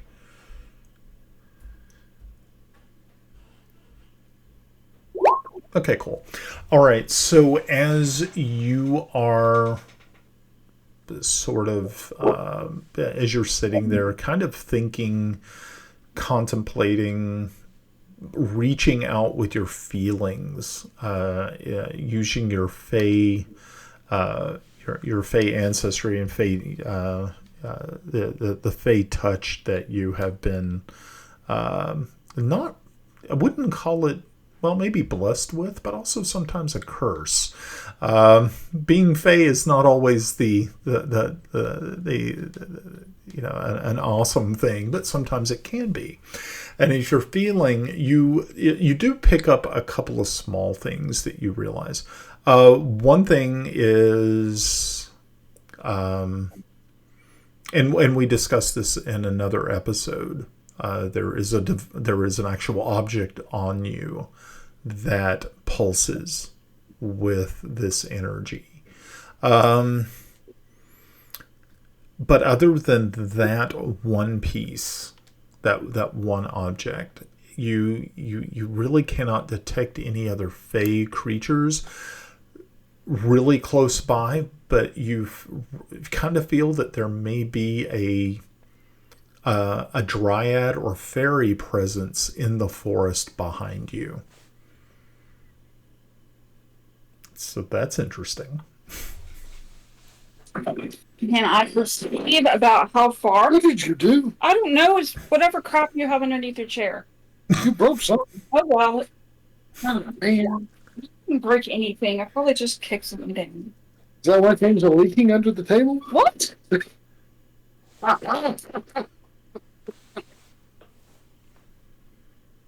Sorry. You could have taken a bathroom break. Now I am derailed. Well, What were we talking about? I don't know. What were you trying to do? You're Fey. Hey, all right. Do the Fey thing. Do the Fey thing. Do the Fey thing. Sorry. I'm the one that's drinking rum over here. I don't get the deal, man. Look, I got port. Port is good. Port is 20% alcohol. I'm happy. Are you done? No. Are you done? Go ahead, dear. Thank you. I'm so glad I have your permission. Squirrel? I'm gonna follow it. Okay. So you step back into the forest. Are you letting anyone else know what you're doing? Because you just kind of wake up from this strange trance. You kind of look around very briefly. Or are you just going to step off into the forest? Character's disposition? Probably not. Okay. Alrighty. So Kiffy and Kellex, you're sort of sitting there, just sort of taking in everything as you see Grenna stand up from. She was sitting there on the ground with her hands, her palms flat on the ground in front of her, and you see her eyes flutter open. Bubbles kind of just gives a kind of a low whine, and she immediately stands up, turns back into the forest, and starts to walk away from you. Was Bubbles with us? I thought he was off to go find Temple. Oh, that's right. Bubbles isn't there. That's right. He's finding Temple. Sorry. Thank you. So yeah, she stands up and starts walking back into the forest away from you without a word. Captain, where are you going? I just follow wherever the sun is. because Okay. I'm so focused on what I'm feeling Okay. that Yeah, the rest of the world doesn't mean yeah, anything to me yeah. right now. She just she doesn't answer you, and you're not really too sure. She didn't look like she was herself. So I look at Kiffy and I guess we better go after her. I guess we better. Okay. So yeah, she is making her way back along this path, probably about 50 yards, when she veers very sharply to the north, and she takes about another 15 to 20 steps when she's standing next to a tree. And as you're standing next to this tree, you see. Let me see if I can display that. You see this creature sort of part from the tree next to you and stands in front of you, just eyeing you. Eyeing Grinner, right? Yeah, you guys are actually a little bit further behind her, just watching. And as you watch this being part from the actual tree and just is now standing in front of Grinna. Yeah, I mean, you can make a perception, not a perception check. You can definitely see it, but to understand its nature, you'll need to make a nature check. So, Grinna, you can also make a nature check on this as well, but you'll make it with advantage.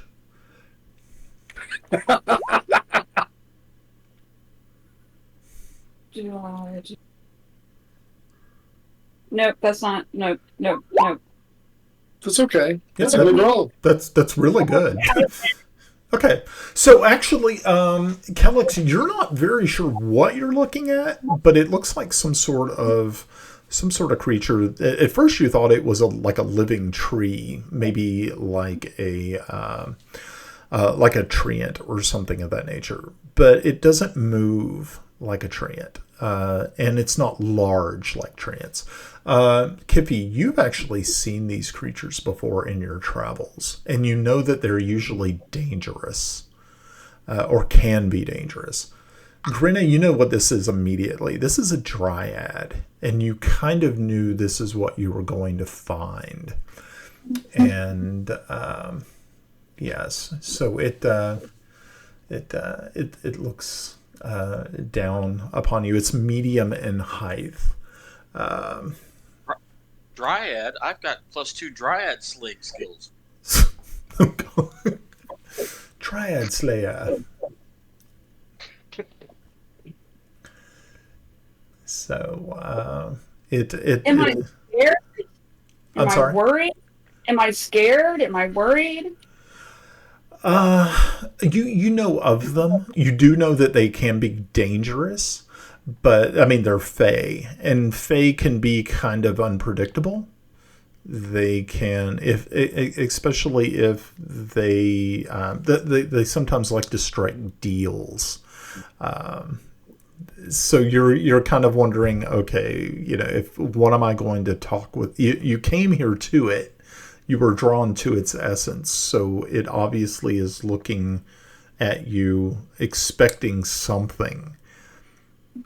And in your mind, you can actually hear it's like the wind through branches and leaves, and it says, "What is it that you want with me, It's young like a wind one?"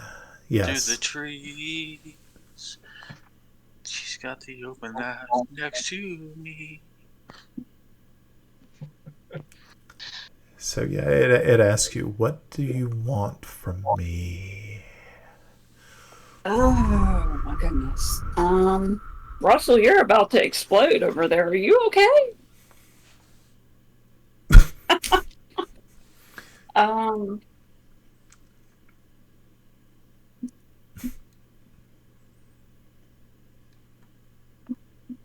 I'm looking for a great evil. No, don't stop. Stop. No. Let me try to figure this out in my head how I want to do this. Yeah, because it had an answer for you. I don't think you want to hear it, but I'm just going to put up there that just sounded like what it sounded like to be a word challenger right before it exploded. Yeah. oh shit! You know, honestly, that is very hard. I'm trying to figure out how to word it without getting us all killed. Too late, I think. No, I mean, how? Hey, Greta, I'm looking for a great eagle. No, I mean, if that's what I'm looking for, but that's not how I could say that. So in my brain, I'm trying to figure out how I'm going to word this without... half of us aren't there, so half of us aren't getting killed. Knock yourself out. The other thing is, I don't think you're the only one that heard the dryad, right, Brian? No. We didn't. Yeah. You heard what everyone else heard was just you can see like the wind is kind of just the leaves that are around this creature.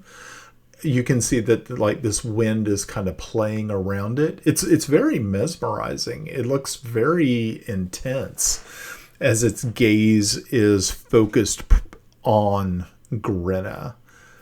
Because honestly, I don't know what I was looking for. I mean, honestly, while she was trying to reach out, she was just trying to see if there was anything that was not right. And this is what I found. Yep, this is what you found. You came looking for her, and now you did. found her. And now I don't know what to do with her. Because you still haven't found what you're looking for. I have not. But I mean, we came there looking for something, right, Greta? Think about it. I'm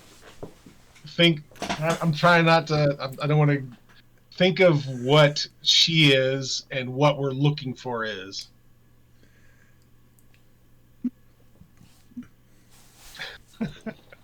I think at this point, do I know that they followed me?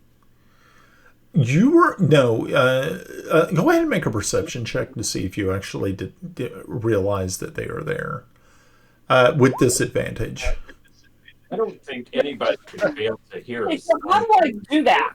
In our armor. Say that again, Mike. I didn't hear you. I was just saying, we're stomping through the forest in heavy armor. Yeah, but she's in a trance. Yeah. I got it. Yeah. All right. No. So Brenna, all you got to do just roll perception one more time. Hey, Mike, if she fails, this will be the first time we can actually roll a decent stealth roll. Okay. Okay, so you know that you realize that your friends are behind you, but you kind of feel that they are not directly behind you. You're thinking that probably within 20 feet. And Honestly, I don't know what to do. okay, so give me a perception check, Grinna. And actually, all of you can give me a perception check. Just us three. Yeah, no. Okay. Wow.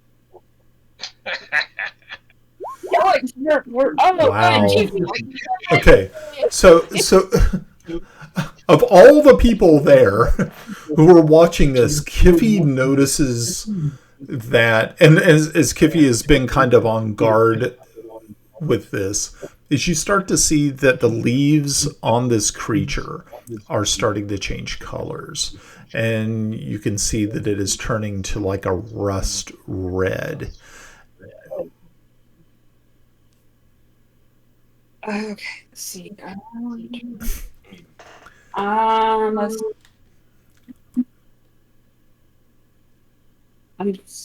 sorry to have bothered you.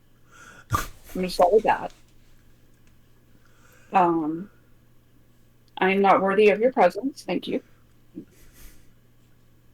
I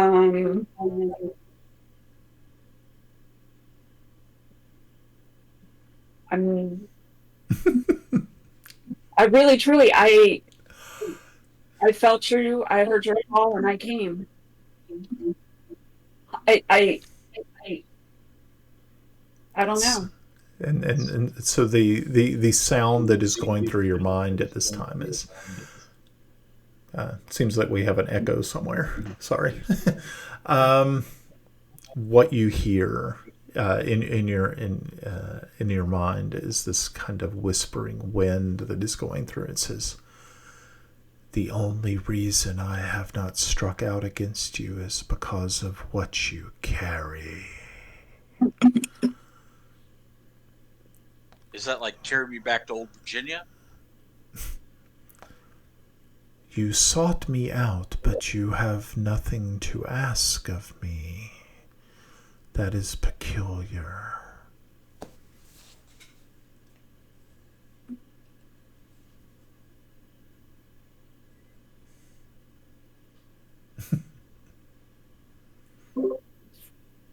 That's all mental, right, Brian? She's under You threat. can't hear it. I don't hear it. I That Greta's under threat. I seek the Holy Grail. Hey, Brian, Yeah. you might have missed it. There was a question both Bob and I asked at the same time. This is all mental, right? Oh, sorry. Yeah, it's all mental. Yeah. Is her response mental? No, she has actually been answering with her voice. Okay, so we've been hearing Greta. You can hear Grinna's side of the conversation. And this creature seems to be changing in such a way that Kiffy is kind of alarmed and realizing that this might turn violent. Unless you can come up with something, but you're not sure what to tell it. If Kiffy and I heard her response or what Greta was asking and we didn't hear it. Yes. Could we also assume that we know that she's being asked questions? Make a wisdom check for both of you. Let's see if you can understand exactly what might be occurring. Finally, decent roll. Okay, so Kellix, you understand what is happening. You understand the nuance behind it. What would you like to do with that information? I want to get a little closer enough where Greta can possibly hear me. And say, Greta, ask it that we are seeking an abomination to nature. Okay. We were seeing an abomination to nature. And as soon as you say that, it immediately the color changes once again in the leaves back to that vibrant green, which immediately puts Kiffy at ease because it looked as though some of the leaves were actually turning that like dark on the edges, and which is quite was a little bit disturbing to Kiffy. It says, "Ah, yes, an abomination, you say. There are several here. Nearer." Across the way. It says, "I do not leave the forest, but there is a place near that these abominations to nature lie." We seek to rid your realm of your forest of the abomination. It says, "Ah, that is nice to hear. So, I have told you what you wish, correct?"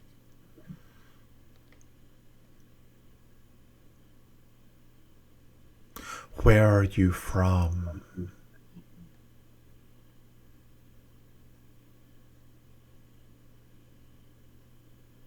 You are not. You are not local. I can sense it. As it quickly looks up and casts its gaze upon Kellex and Kiffy, it says, I know you are not from here. Where are you from? Oh, hey, up from the Lurtmail Mountains. Yeah, but remember, it's only talking to Grenna mentally, so you wouldn't hear. Okay. Sorry. What is my town? I'm sorry? What is the name of my town? Actually, you come from the village of Rabakel, which is in Bissell. I'll just say from Bristle. Bissell. So it looks at again. It looks down at you and says, "Ah, Bissell. I know of this place, and so I have given you something, and so now you must do something for me. Do you agree?"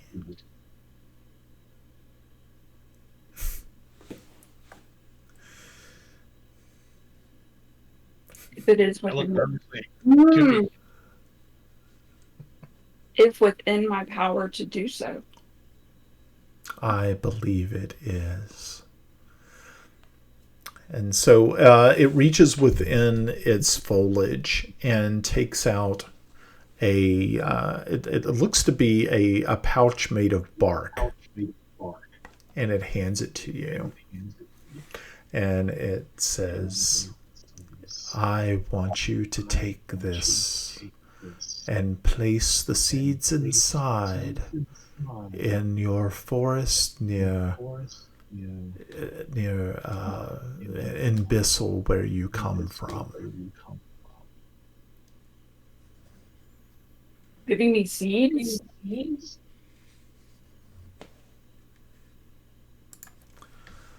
Yes, these seeds I want you to take to your homeland and plant them in your forest. Will these seeds damage my forest? Do you Will think my family your gifts? I have lived here in this forest for many, many years? Does it look as though they have been damaged?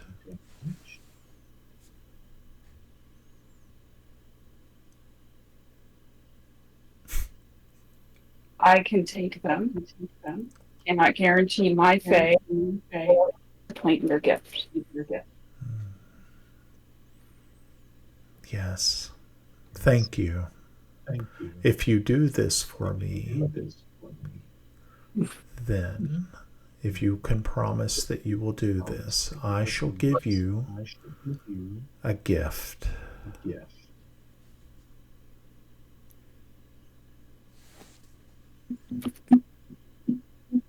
Do you promise? I promise I will ask life if they will allow me to. That is not good enough. You must Cannot promise. I promise I will ask them. But I cannot go against them, just as I cannot go against you. It withdraws the pouch from you. It says, obviously your fey blood does not run as wild as mine. That is very sad. I am finished with you. Ajay. Bother me no longer. Okay. And That was fun. And it tree strides away from the area, opening up a rift in one of the large trees, and steps inside.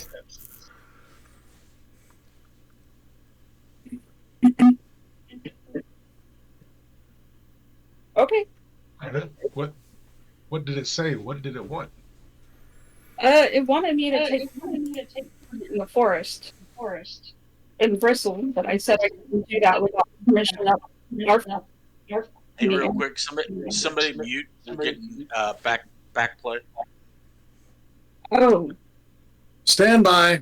is that us? Probably. Nope. It was good. It was Bob picking up. Thanks, Bob. Okay. Rat bastard. So let's see. There is several abominations in the area, not inside the forest. And it wanted me to take a pouch of seeds back to plant and bristle. Thistle? Yeah, that too. And I said that I would take the seeds, but I cannot promise that our Fae would allow me to plant them there. And I was not going to do so without their permission. But I would promise I would ask. And it didn't like that, so I suggest we leave quickly before we change his mind. Important safety tip. Ever make bargains with Faye. I did make a bargain with it. I said I would ask for permission from my Fae before I did it a favor. Besides, you're not even there. I'm asleep. Yeah, you. Whatever. All right, so let's go. Let's go kill Vamps. Let's go see if Bubbles came back. Actually, we're now, Brian, with that transaction, we would be where are the wagons right now? Okay. You'd be where? Hour 4. Okay, we're hour 4. Okay. After this transaction, currently Bubbles is looking for Timble. Okay. The Fae transaction happened, and the wagon is working its way around. Okay. So, Bubbles is now tracking the cart. Yeah. Huh? And you guys are actually about 20 minutes out from the location you believe them to be, but they are, of course, not there because they are now in the forest finishing up the conversation, or finished with the conversation with the Dryad, which had been trying to make an agreement with Grenna, who kind of shut it down. So our trek is pretty much uneventful, correct? Yeah, yeah. You've been able to make your way around the outskirts of this forested area, not actually in the tree line, but because it'd be quite hard to get your cart through. But you are kind of along that open steppe. But you're trying to stay nearest the tree line so you don't miss your rendezvous point. So you kind of get where I was going with that plan, right? Perfect. All right. Yes. But nothing's going on. Go ahead and jump back to your game. Thank you. Okay. We're now in hour 5. Hour 4 was the Fae transaction. Bubbles looking for Timble. He's currently tracking us, and the wagon is working its way out, approximately 20 minutes out, where I expect.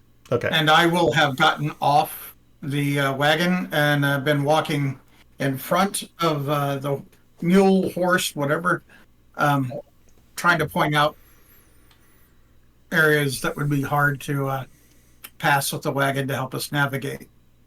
Gotcha. Good call, Albie. Cool. Okay. Hopefully that'll speed us up a bit. So, about 20 minutes from that actual time, Bubbles catches up with the cart. Okay. Good. All right. So, Grinna, Kiffy, Kellux, are you going to return back to the original location? Yeah, probably a good idea. Okay. Cool. Alrighty. Ready for work. Yeah. So you guys end up walking back. Grinna, with the encounter with the Dryad has left you feeling it wasn't what you were expecting. This is kind of the first time you've ever actually dealt with a Dryad, and you felt that you were hoping that there is no repercussions from your encounter, but you just have this strange kind of a gnawing in your gut that you think you will probably end up seeing that creature again.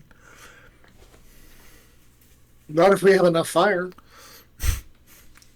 Enough. Burn the forest down. Nice. Not there. Not there. Not there.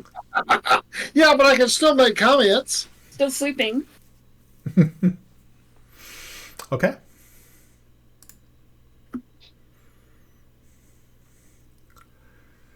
So that puts us about 20 minutes out. Yep. Bubbles arrives to us. Obviously, we're like, go find Grenna. Go find Grenna. This is kind of how I Okay. would go. Okay. And then we're going to follow Bubbles to Grenna. Okay. Yeah, so that will take you the rest of this hour, and then you do end up seeing them standing on the side using the cover of the forest canopy to keep themselves out of the approaching noonday sun. So, to be honest, in my original notes, at hour 6, Bubbles was to return. We are literally returning with Bubbles at hour 6. So what's your point? I'm prophetic. Shut the fuck up.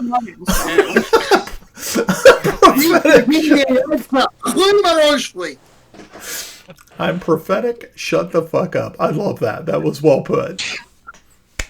The plan is still working because we haven't been punched in the face yet. Almost did. Excellent. Unfortunately, Mike, you're right, because we spent the last 3 hours working through our plan, and now Brad's going to be like, now I know what's going on. Although, a lot of seeds have been placed, so we're at an advantage. We are at an advantage. There's no seeds given. Define advantage. Flat before we get. Advantage is being on top of your mom when your dad shows up versus me being on underneath. Oh my God! No. Wait, what? I think it was a pegging reference. And then the viewer count drops. Okay, that was beautiful. I was Or like, increase, as the case may be. yeah, because there's some creepy MFers out there. Yeah, I know y'all. Indeed. Playing this game. So, nice we're having weather. Look at the big. Hey guys, how's it going? My, aren't the walls vertical today? That one over there is. All right. Anyway, where the hell are we? What the hell can I do?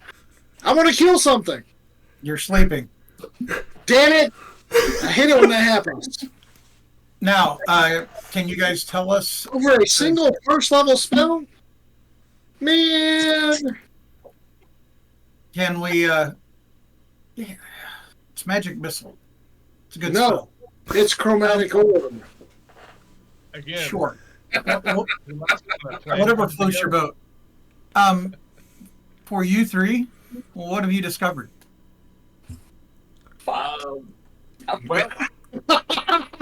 they're over there, looks like. There's some kind Over of where? natural cave system under that outcropping. It's about Can we 2 hours put it on- away. Not across We the set it on fire. Did you wake up yet? Oh, hush, woman. How far away is that? About 2 hours. Yeah, can we gauge that now, Brian? Yeah, Kellix is able to actually kind of fill you in on that it looks to be about a 2 hour 2 hours will Trek. put us at 2 a.m. 2 a.m. No. No. That would be the and how many perfect hours of sunlight would we have? Because I'm thinking we're not ready to go in there, but we got a town that we need to protect. People that we told that that they could depend on us. Maybe we should go back there, and if we No. need to, we know where they're at. No, that's absolutely the wrong way to think about that. You're sleeping. Damn it! Wake up! So out of this, I somewhat agree with Timble. However, we are in a perfect attack position. We're 3 hours out. We can go in there, immediately go down. They probably have some type of works and bats and kind of combative. We're stuck in. Yes, we're in their spot, but that's where or we could hold off while they go back and force our way down. Although I'm afraid of telepathy with the monsters, and wait for them to come back. But I'm hoping their graves are flooded by now by the water flood. Time out. I realize that I am asleep. However, waiting to go down is a zero-sum game. Can we Okay. really trap the entrance? Well, obviously, they can't get through the underground tunnels, right? Right. You definitely have to wait till the sun goes down to come out. Kellex would feel like he would want to go to them to keep the threat away from the village. Because And as for soon as the- we get into there, they're gonna know we're there. All right, let me wake my ass up. No, seriously. Not yet. Not yet. All right, I'm awake now. Damn it. Not yet. Not yet. We Not yet. need to go down right the hell now. Okay? We So, cannot. every- No. Shut the hell up, Ed. Shut up. Listen to me. You know, I would put you on mute if, your wife wasn't there sharing that. Oh. Because you're sleeping. You like that? So Wait, look. for the party, I need to say this. I gave an order to evacuate the village behind the scenes. Why can't you And tell us that?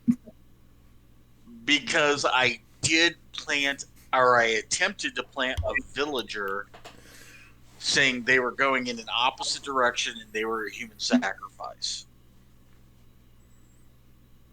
What's your alignment? What? Chaotic. Anyway, Chaotic. guys, look.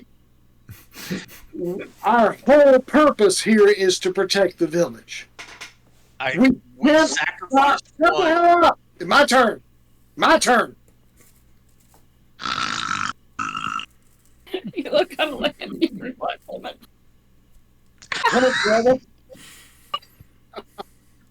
So, our purpose is to protect the village. That's my only goal. I don't care about, do we get this, do we get that. My goal is to protect the village. What we're doing now is we're sitting here going, okay? I don't understand. What is that? Oh, hush, woman. Anyway, We're making butter. that too. Stop. That too. Cheese. We're making So- cheese. Bamunda. No, we get it, Russ. Now would be the time to go in because we Charge. have the Stop thinking about it. You're overthinking shit again. Peter. Charge. To be fair, No. whilst Yarn and I have differing opinions of how we're protecting the village, I agree with him. I think we should be charging right now. We've got 4 hours of sunlight. We got to capitalize on it. Holy shit, Ed and I agree on something. Yeah, fuck it. TPK. Isn't that the third sign of the apocalypse or what? So let's go around. Russ, yes or no attack? Charge. Grinna. Charge. Giffy, you get your moment in the sun. We should take the offensive. Definitely. Pav. I said it earlier. Kellex would want to go and take the offensive to keep the people from harm. Timble. TPK. Fair enough. I've now, Brian, I have disclosed our conversation. Did I disclose it accurately? Yes, that's fine. So I performed possibly an evil act. I'm just making sure the whole party realizes that. I am a questionable suspect. I did. Yeah, I did. I said, I sacrificed the village. That more out of character was that in character? no, that was in character. Yeah. And And Ed, in character, we know that. We know that you're a shady character. I mean, hell, you're a bard. What the hell else can you be? You bought a hotel in a town that was being killed by people. But He's a royal. I did bring this up to the party, and everybody said this was a bad idea, and I still did it. So I just want to make sure everybody knows I did this. No, we understand that. Okay, You great. make, I'm cool. no. Think about this from our perspective. We understand that you do things that are questionable. We recognize that fact. We accept you for what you are. I gotta go. However, it's not one of those things that we like. Well, okay. Can I say At this something? juncture, I say, Can all I right, say hey, Brian, we're something ready to there, roll. Russ? Go for it. He is of noble blood, and what do nobles do? They walk over the peasants all the time. I have absolutely no problem with what he did because it was a sacrifice for the greater good. Now, if you want to define it as evil, that's upon you. But I don't see it as evil. I see it as practical. And that's why at this juncture, I'm coming clean to the party. So I'm like, I did this because everybody's worried currently about the village. I told the village to evacuate and go in the opposite direction. I tried to plant a citizen saying they were going in an alternate direction. So if the vampires come to the village, they're going to go here and go this way, chasing, versus the direction the villagers really are. That was my whole purpose. I get it. Only one person needed to know it. So, which was me. And Ed, from a philosophical point of view, I understand that, and I applaud it. However, from a character point of view, you are a rat bastard. I am a rat bastard. From a character point of view, I am, after all, a mastermind. I see it. I understand it, and I concur with it. Fair enough. I just want to make sure. I won't say concur, but I will say I understand. From a role-playing point of view, though, that's where I was. And at this juncture, Brian, I think we should end the game before we go attack. We've all agreed we're going to go Lady attack. Ilya? Okay. I work for Lady Ilya. I could see her doing the same and ordering the same, so I have no problems with it. Okay. Y'all got no idea what good means, do you? I would like to hear Kellix's thoughts on this interesting act. I appreciate it. He is lawful good. You're 100% correct, Brian. I too. He's not technically lawful good, right? Not playing the whole thing. However, I think I have been playing him like that.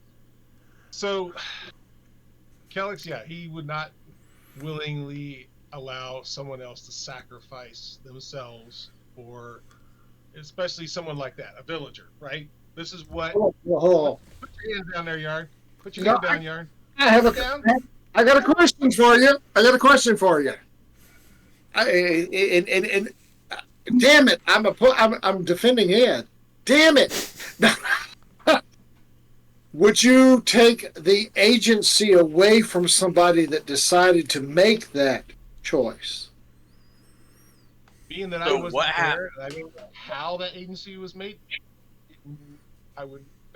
I don't know if that was made, how that was made. Okay. But I would not allow someone, a villager or someone of that, to sacrifice. Even if they made the choice themselves. And I don't know. Hey, Pop, move closer to your microphone. I don't agree with it. Hold on, let me finish. I don't. Doesn't agree with it. What, is it not working? Get closer. I can't hear you as well. Get closer. Oh, well, I turned it down because it kept overfeeding. So, Kellix does not agree with what Thomas has done. However, right now, at this point, there's something bigger that needs to be taken care of. Kellix will deal with Thomas afterwards. For the record, watch Kellix, and video. Kellix, for the record, I did seek out somebody that was probably the most capable hunter type of individual, Woodland. They have a chance to survive.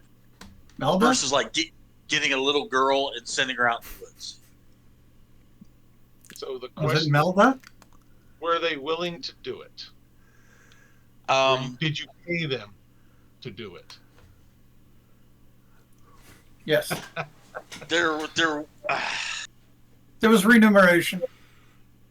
hold on, you weren't there. Hold on a second. No, but I know you.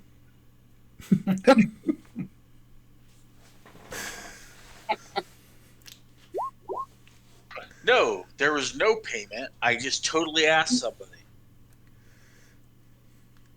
Insight I rolled a 16 performance. Okay. I'm trying to Can I do an convince insight him check? that there was no money involved. Okay, so Kellix, if you will give an insight check to see if there's a way that okay, so yes, There might have been money involved. So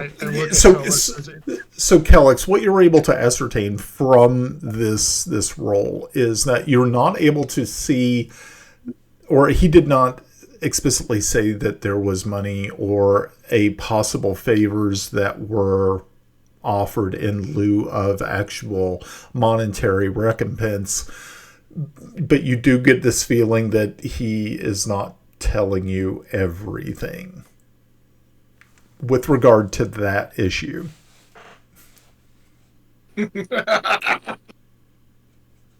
Thomas, it seems like we must have further talks after dealing with. We are burning sunlight. Yeah, we have something greater to deal with. Okay. Out of character, Pav, I would totally understand if at some point you refuse to heal me or give me aid because of this relationship. You know, you're suspicious of me. Yeah, exactly. No, I totally get it. I want you to roll down that path. I know where you're going. I want that to go. Okay. He would be Brian, the better man. He would have to be the better man and heal you anyway. Yeah. Well, that's up to him. And I'm saying, I get it. We're not supposed to harm party members. He has free will at this point because he's suspicious of me. I'm relinquishing that for role-playing purposes. Right. Well, I mean, lawful good is not lawful stupid. Out of character again. Pop gets where I'm going, so Yeah. we're in a line. okay. So, yeah, this is probably a good place to wrap it up for the evening. Folks who visit us in chat, thank you all very much for dropping by this evening. I did not get a chance to have everybody introduce themselves this evening. We just jumped right into the game. There was an awful lot of excitement going on. They had the plan. The plan obviously went went actually right to the letter according to Ed's, which was pretty cool. I'm glad that that part worked out. So that is good. I'm excited about that. So yeah, we will. So are we looking at 2 weeks? What's the 1 week? 1 week. 1 week. Stop for a second, Russ, because I happen to know. I'm going to say something that's pretty funny. So we know there's a Ravenloft game that's out there. Yes. Even Glenn called me crazy for trying to do this during football season because he knows my commitment to my son and all that kind of stuff.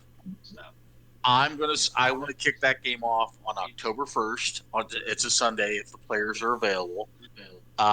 Partly because I know there's no way my sister watches the stream. However, she plans to be at my son's game on November 30th. So this gives me a reason so I don't have to hang out with my sister. So I'm using October 1st as the kickoff for the game. Okay. That's Can I get a on brand. I'd like to watch. In character and out of character. What's that? That's What's on that, brand. Bob? You're conniving in character and out of character. Are you really surprised? No. Okay, so that's good. Yeah, so once again, we have been here with the Drunkards and Dragons group, playing. Wait, I'm Brian. sorry. Go ahead. The question is, are we playing in 2 weeks or one? We've got plenty of time leading up to. Okay. So if we wanted to go to every week, we could play again on next Tuesday, and then the please. 3rd. That's on your availability. Yeah, I was going to say that's certainly a Brian decision. I believe probably next Tuesday might be okay. I'm actually going to be on day 2 of another class for my bachelor's degree that I'm starting. Just got done with one 5-week course of insanity. The next course is just more insanity. So, and that starts on Monday. So I don't know what Tuesday is going to look like. If I can, I will let you guys know Monday night after I see what is going to what the first day is going to look like. Because I don't know what to expect. Something interesting, or just off the topic. Are you looking at your CISSP? No, not right yet. Actually, I'm on the second part. Well, not the second part. On a course that is part of my bachelor's of cybersecurity management. Okay. So if you get to the point where you're looking at a CISSP, let me know, and I will recommend you for it. Oh, okay. Well, thank you. That's very kind of you. Yeah, actually, I just the class I just got done with. I just submitted my final paper this morning at like 8:30, and I'm so glad it's over because it was just 5 weeks of stuff. So for those people who know, a lot of personal information going out. Let's wrap it, and we could do the after hours chat after lunch. Okay. So, yeah, everybody have a great rest of your week, and we will chat with you hopefully next Tuesday. Thanks again for dropping by. Our virtual tabletop has been Roll20. D&D Beyond has been our character creation and encounter creator. And we have been using Streamlabs Desktop as our streaming software. So y'all have a great rest of your week, and make sure to check back with us. I will be uploading this video tonight, hopefully tomorrow afternoon. So, bye. Introductions? Good night, all. Night, all. Did you still want us to introduce? Have fun storming the castle. Yeah, I mean, if you guys want to do an introduce yourselves, that's fine. If not, we can always catch it next week. Well, hell, go for that. Let's go for that. Let's go for a quick introduction. Okay. Hey, we're in backwards mode. So you didn't do an introduction tonight. Yeah. So Grinna ran off. Grinna took off.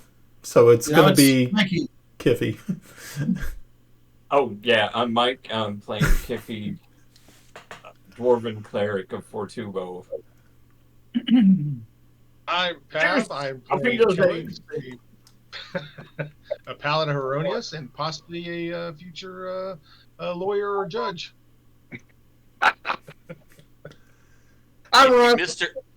If you missed it earlier in the stream, this is Alice. Remember you said, am I Alice because you're in the middle of everything, Brian? Yeah. So I'm Ed. I play Tomas, the bard fighter, or fighter bard currently. I'm Glenn. I am Timble, and I'm playing an artist. Sometimes pickpocket. I'm Russ. I am playing Yarn, who is a Gesundheit. Now, he's a evoker who likes fire-based spells. Alrighty. Brian? Yes. As a spike, we are at 6 hours, so we are at noon when we start back up. Okay. Noon it is. All right, guys. Y'all have a good one. Bye. Cheers. Have fun storming the castle. Oh, Peter Stain. That too. I left a Peter stain on your mother. and I think she enjoyed it. I've told you the story. Roughing the listener, 2-beer penalty. I think I've told Glenn the story. I saw his mom's bush once. So that's a whole different thing. I'm not above mom getting some action. Well, now, no, but before. Yeah, well, yeah. Obviously, I saw your mom's bush when she was alive, not when she was dead. So. No. My mother's a bit of a hippie.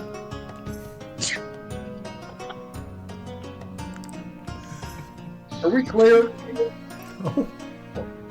Hey, Glenn, for the record, you know I loved your mother. I always did. Oh, I know, and I'm honest. That's the problem! And for the record, Stephanie just texted me saying Edward Allen. Like, oh shit, what's Ed saying now? Is your middle name Alan? Yeah, it is. So is mine. And so is Michael's. What? There are 3 Allens? Apparently. There are 3 Allens. And I actually knew. And Mike, yours is Eugene, isn't it?